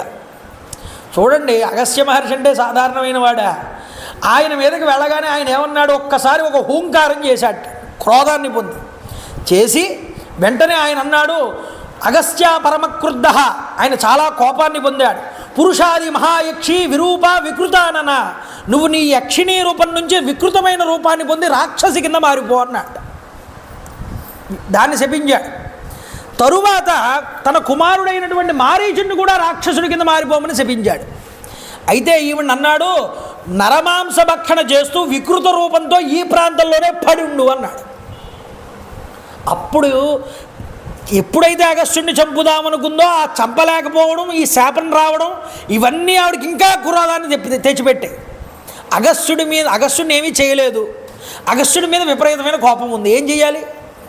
అగస్త్యుడి మీద ఉన్నటువంటి కోపాన్నంతటినీ అక్కడ ఉన్న ప్రదేశం మీద చూపించింది. ఈ మలదము కరుషం అనే నగరాలన్నింటినీ పాడు చేసేసింది.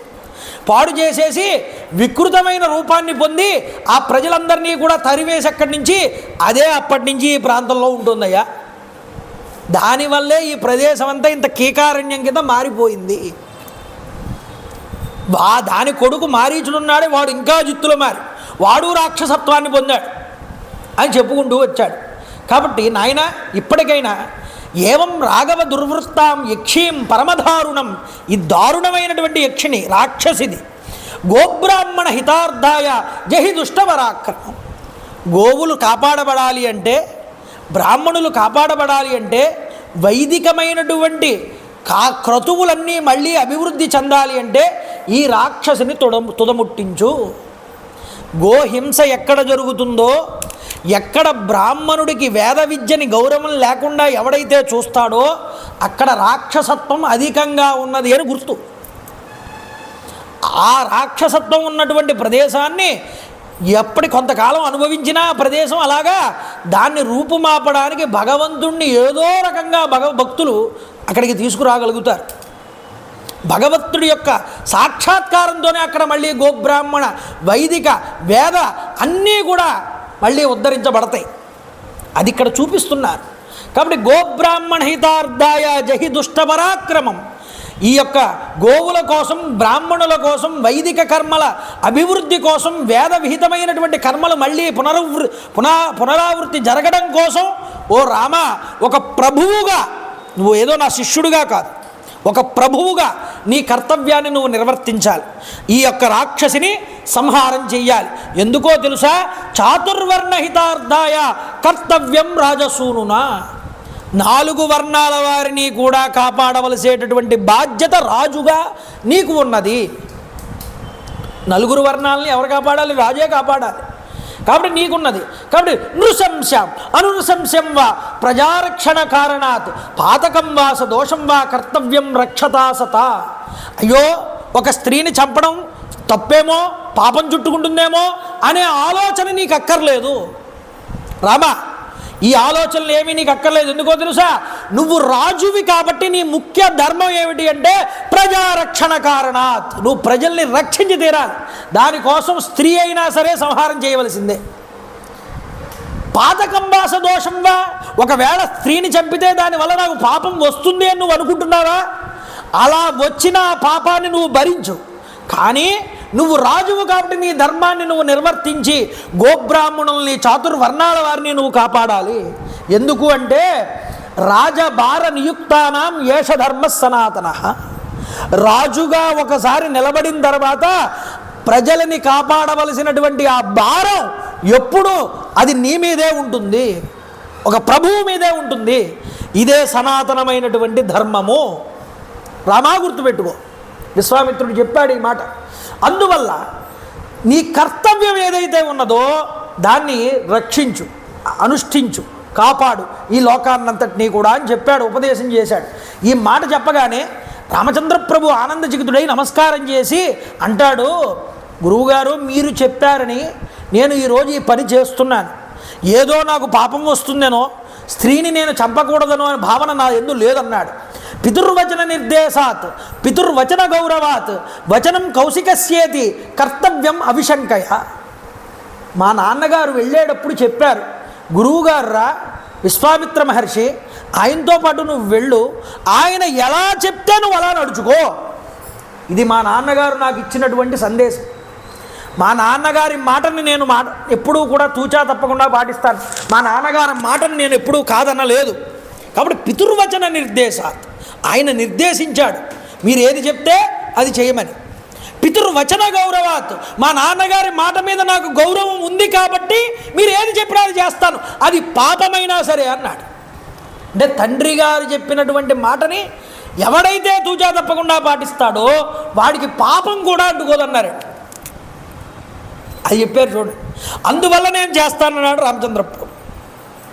చూడండి, సోహం పితుర్వచ శ్రుత్వా శాసనాత్ బ్రహ్మవాదిన కరిష్యామి న సందేహ తాటకాత్ వదముత్తమం. ఈ తాటకిని నేను సంహారం చేస్తాను మాట ఇచ్చాడు అక్కడ. అయితే చూడండి, వెంటనే ధనస్సును తీసుకున్నట్ట చేతిలోకి, అల్లెతాడును మృగించాట. పశ్య లక్ష్మణ యక్షిణ్యా భైరవం దారుణం బపు. ఈ ధనుష్టంకారం చేశాట. ఎప్పుడైతే ఈ శబ్దం విన్నది తాటకి, ఎవడ్రా నన్ను ఈ విధంగా ఉరిగొలుపుతున్నాడు, కవ్విస్తున్నాడు ఎవడు వీడని ఆ శబ్దం వచ్చినటువంటి మార్గం వైపు పరిగెత్తుకుంటూ వస్తున్నది. పరిగెత్తుకుంటూ వస్తూ ఉంటే దూరం నుంచి చూశాడు రామచంద్ర ప్రభు ఆ రాక్షసిని.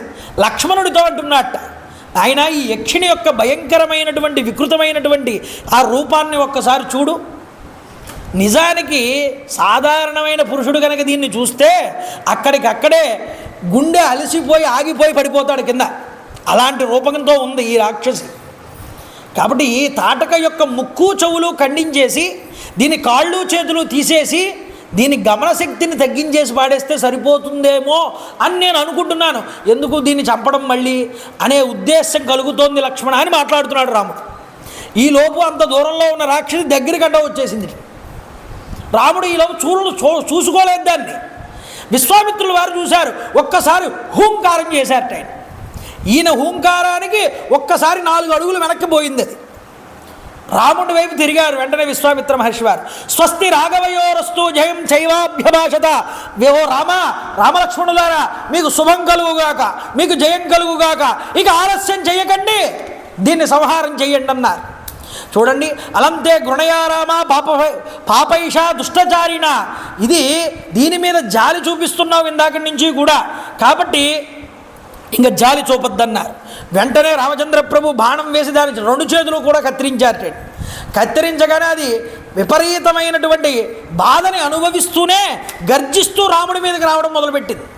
ఈలోపు లక్ష్మణస్వామి పరిగెత్తుకుంటూ వెళ్ళి తన బాణంతో దాని ముక్కు చెవులు 2 కత్తిరించేసి పాడేశారట బయటికి. అయితే వెంటనే అది రాళ్ల వర్షం కురిపించడం మొదలుపెట్టింది తన కాళ్ళతో. రాళ్ల వర్షం కురిపిస్తుంటే రామచంద్ర ప్రభు బాణాలతో రాళ్లన్నింటినీ చల్లాచెదురు చేస్తున్నారు. అయినా సరే ఇంకా ఉపేక్షిస్తూ యుద్ధం చేస్తున్నాడు రాముడు అని కోపం వచ్చింది విశ్వామిత్రుడికి. నాయన జాలి పడింది చాలు, ఇంకా సంధ్యా సమయం దగ్గర పడుతోంది, సంధ్యా సమయం అయ్యిందా రాక్షసుల యొక్క బలం పెరిగిపోతుంది, ఇక ఉపేక్షించకు, ఆ రాక్షసుని సంహారం చేయి, నేను చెప్తున్నానన్నాడు విశ్వామిత్రుడు. వెంటనే ఆ మాట చెప్పగానే శరేణో రసి వివ్యాధ సా పపాతమమారచ అభిదుద్రావకాకుత్సం లక్ష్మణంచ వినేదుషి తాం హతం భీమసంకాసం దృష్ట్వా సురపతిస్తదా సాధు సాధ్వీది కాకుస్తం సురాశ్చ సమపూజయన్ రమారమణ గోవింద గోవింద. ఒక్కసారి ఆకర్ణాంతము కూడా బాణాన్ని లాగి శబ్దవేది అనేటటువంటి విద్యను ఉపయోగించాట రామచంద్ర ప్రభు. ఆ ప్రయోగించి ఆ బాణాన్ని ఒక్కసారి వదిలిపెట్టగానే ఆ యక్షిణి దగ్గరికి వెళ్ళి ఈ బాణం పిడుగులాగా మారి దాని వక్షస్థలంలోకి దూరిపోయిందన్నారు. వెంటనే అంతటి పెద్ద రాక్షసి ప్రాణాలు కోల్పోయి భూమి మీద పడిపోయింది తన శరీరంతో. అప్పుడు రామచంద్ర ప్రభు ఏం చేశారయ్యా అన్నారు. ఈ యక్షిణికి తాటకకి ముక్తిని ప్రసాదించారు రామచంద్ర ప్రభు. మీరు బాలకాండని మీరు బాగా చూస్తే ఒక విషయం కనబడుతుంది. ఏమిటి అంటే, మొట్టమొదట ఈయన సంహారం చేసింది ఒక స్త్రీని. ఎలాంటి స్త్రీ? తామస ప్రవృత్తి కలిగినటువంటి స్త్రీని ఒక బాలకాండలో ఒక చోట మొట్టమొదట స్త్రీని సంహారం చేశారు. మరొక చోట ఒక స్త్రీని ఉద్ధరించారు. ఎవరు? అహల్యని. తర్వాత ఏం చేశారు? మరొక స్త్రీని వివాహం చేసుకున్నారు. అహల్య ఎవరు? రజోగుణ సంబంధమైనటువంటిది. సీతాదేవి ఎవరయ్యా? సత్వగుణం. భగవంతుడు తమో గుణాన్ని సంహరించి రజోగుణాన్ని ఉద్ధరించి సత్వగుణాన్ని స్వీకరిస్తారు అని చెప్పడానికి బాలకాండలో ఈ విషయాన్ని మనకి 3 స్త్రీల ద్వారా చూపించారు. అందుకనే తమో గుణాన్ని ఎప్పుడూ కూడా రజోగుణంతో కలపాలి. రజోగుణాన్ని ఏం చేయాలన్నారు? రజోగుణాన్ని సత్వగుణంతో కలపాలి. అందుకనే సీతాదేవి అంతటి ఆవిడ 3 రూపాలతో ఉంది అని చెప్తుంది ఆనందరామాయణం. అది సమయం వచ్చినప్పుడు చెప్తాను, అందాక మీకు అర్థం అవ్వడానికి ఒక మాట చెప్తున్నా. సీతాదేవి ఎంతమంది సీతాదేవులు ఉన్నారు రామాయణంలో అంటే ఒక సీతే కదండి ఉన్నది అంటాం మనం. ఆనందరామాయణం అంటుంది 3 సీతలు ఉన్నారయ్యా అంటు. ఈ 3 సీతలు ఎవరన్నారు? తమోగుణ ప్రధాన సీత, రజోగుణ ప్రధాన సీత, సత్వగుణ ప్రధాన సీత అని. తమోగుణ ప్రధాన సీత ఎవరు? రావణాసురుడితో వెళ్ళినటువంటి సీతాదేవి. రజోగుణ ప్రధాన సీత ఎవరు? ఆవిడ అగ్నిలో ప్రవేశించింది. సత్వగుణ ప్రధాన సీత ఎక్కడుందయ్యా అన్నారు. ఆయన ఎప్పుడూ రావణ్ణి విడిచిపెట్టలేదు, ఆవిడ రాముడితోనే ఉంది. ఈ విషయం ఎవరు చెప్పారు? రాముడే లక్ష్మణుడితో చెప్పాడు. ఆనందరామాయణంలో కథ ఇది. రాముడు పాపం బాధపడుతున్నాడు సీతాదేవి లేదని పక్కన. ఒకరోజు రాత్రి సీతాదేవిని వెతుకుతూ వెళ్తున్నారు రాముడు లక్ష్మణుడు ఇద్దరు కూడా. ఒకరోజు రాత్రి ఒక చెట్టు కింద నిద్రిస్తున్నారు ఇద్దరు కూడా. లక్ష్మణుడు కళ్ళు మూసుకున్నాడు కానీ నిద్రపోవట్లేదు, అలా కళ్ళు మూసుకుని ఉన్నాడు. ఒక ఆడదాని మాటలు వినిపించాయి లక్ష్మణుడికి. ఏమిటి ఇక్కడ ఆడదాని మాటలు వినిపిస్తున్నాయని కళ్ళు తెరిచి ఒకసారి దూరంగా చూశాడు. దూరంగా చూస్తే రాముడి పక్కన ఒక ఆవిడ కూర్చొని మాట్లాడుతూ, ఎవరు ఈవిడ అని దగ్గరగా చూస్తే సీతాదేవిలా కనిపించింది. సీతాదేవి దగ్గర అనుకుని వెళ్ళి వస్తుంటే లక్ష్మణుడు వస్తున్నాడండి అని అన్నది ఈవిడ. వెంటనే నువ్వు నా హృదయంలోకి రా అన్నాడు రామచంద్ర ప్రభు. ఆవిడ వెంటనే రామచంద్ర ప్రభు హృదయంలోకి వెళ్ళిపోయిందిట. లక్ష్మణుడు వచ్చాడు. లక్ష్మణుడు వచ్చి సీతాదేవిలా అనిపించింది అన్నయ్య, వదిన గారు లేరు కదా ఇక్కడ ఎలా కనిపించింది అని అడిగాడు. లేదురా, సీతాదేవి నన్ను ఎప్పుడూ విడిచిపెట్టదు, ఆవిడెప్పుడూ నాతోనే ఉన్నది. అయితే రావణాసురుడితో వెళ్ళినటువంటి సీత ఎవరు అంటే తమోగుణ ప్రధాన సీత. అందుకనే మీరు చూడండి, పుష్పక ఆ యొక్క రావణాసుర సంహారం అయిపోయిన తర్వాత సీతాదేవిని పల్లకీలో తీసుకొస్తారు. పల్లకీలో తీసుకొస్తే ఈవిడ చూడగానే ఈవిడ నా సీత కాదనుకుంటాడు రాముడు. ఏం చేశాడు, ఈ తమో గుణాన్ని తీసుకువెళ్ళి రజోగుణంతో కలిపాడు. నువ్వు అగ్నిలోకి వెళ్ళమన్నాడు. అగ్నిలో ఉంది కదా రజోగుణ సీత, ఆ రజోగుణ సీతతో కలిపాడు తీసుకువెళ్ళి తమోగుణ సీతని. ఆ తమోగుణ సీతని రజోగుణంలో కలిపి రజోగుణ సీత ఆ యొక్క అగ్నిలో నుంచి పైకి వచ్చింది. ఆ రజోగుణ సీతను తీసుకొచ్చి పక్కన సత్వగుణ సీతతో కలుపుకున్నాడు. ఈ విధంగా రామచంద్ర ప్రభు సీతాదేవిని మళ్ళీ తన దగ్గరికి చేర్చుకున్నాడయ్యా అని చూపించారు. అందుకనే వటపత్ర సాయి అంటారే, శ్రీకృష్ణ పరమాత్మ రావాకు మీద పడుకుని బొటన వేలిని నోట్లో పెట్టుకుంటారు. దేవుడి దీనికి సంకేతం ఏమిటి? మానవ శరీరం 3 భాగాలుగా విభజించారు. మానవ శరీరంలో పైన శిరస్సు వరకు ఉన్నటువంటి ప్రాంతం ఏదైతే ఉన్నదో ఇది సత్వగుణం ఉంటుంది, పూర్తిగా సత్వగుణం. ఈ మొండెం దగ్గర నుంచి కటి ప్రదేశం దాకా ఉన్న ప్రదేశం రజోగుణం అన్నారు. ఈ చేతులు, వక్షస్థలం ఇవన్నీ కూడా. ఈ కటి ప్రదేశం దగ్గర నుంచి పాదాల దాకా ఉన్న ప్రదేశం తమో గుణం అన్నారు. అందుకనే కృష్ణుడు ఏం చేశాడు, రజోగుణం కలిగినటువంటి చేతులతో తమోగుణం కలిగినటువంటి కాలిని పట్టుకుని ఆ తమోగుణాన్ని రజోగుణంతో కలిపి ఆ రజోగుణంతో ఉన్నటువంటి ఆ యొక్క కాలి యొక్క బొటని వేలుని తీసుకువచ్చి నోట్లో పెట్టుకున్నాడు, సత్వగుణంతో కలిపాడయ్యా అని చెప్పడానికి వటపత్ర సాయిగా శ్రీకృష్ణ పరమాత్మ ఆ రావాకు మీద మనకు కనిపిస్తారయ్యా. అంటే తమో గుణాన్ని ముందు నీ రజోగుణంతో కలిపి ఆ రజోగుణంతో ఉన్న తమో గుణాన్ని తీసుకొచ్చి నీ సత్వగుణంలో కలుపుకో, నువ్వు సాత్వికుడుగా నిలబడతావు.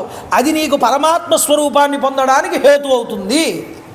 ఇది చెప్పడానికి తాటకా సంహారం మొట్టమొదటగా చేసి తర్వాత అహల్యను ఉద్ధరించి ఆ తర్వాత సీతా కళ్యాణానికి వెళ్తారు రామచంద్ర ప్రభు వారు. ఆ మిగతా కథనంతటినీ రేపు సాయంత్రం మళ్ళీ యథాతథంగా 6:30 మనం చెప్పుకునేటటువంటి ప్రయత్నం చేద్దాం. నేను చెప్తాను, మీరందరూ కూడా చెప్పండి. శ్రీ హనుమా శ్రీరామ జయ రామ జయ జయ రామ, శ్రీరామ జయ రామ జయ జయ రామ, శ్రీరామ జయ రామ జయ జయ రామ,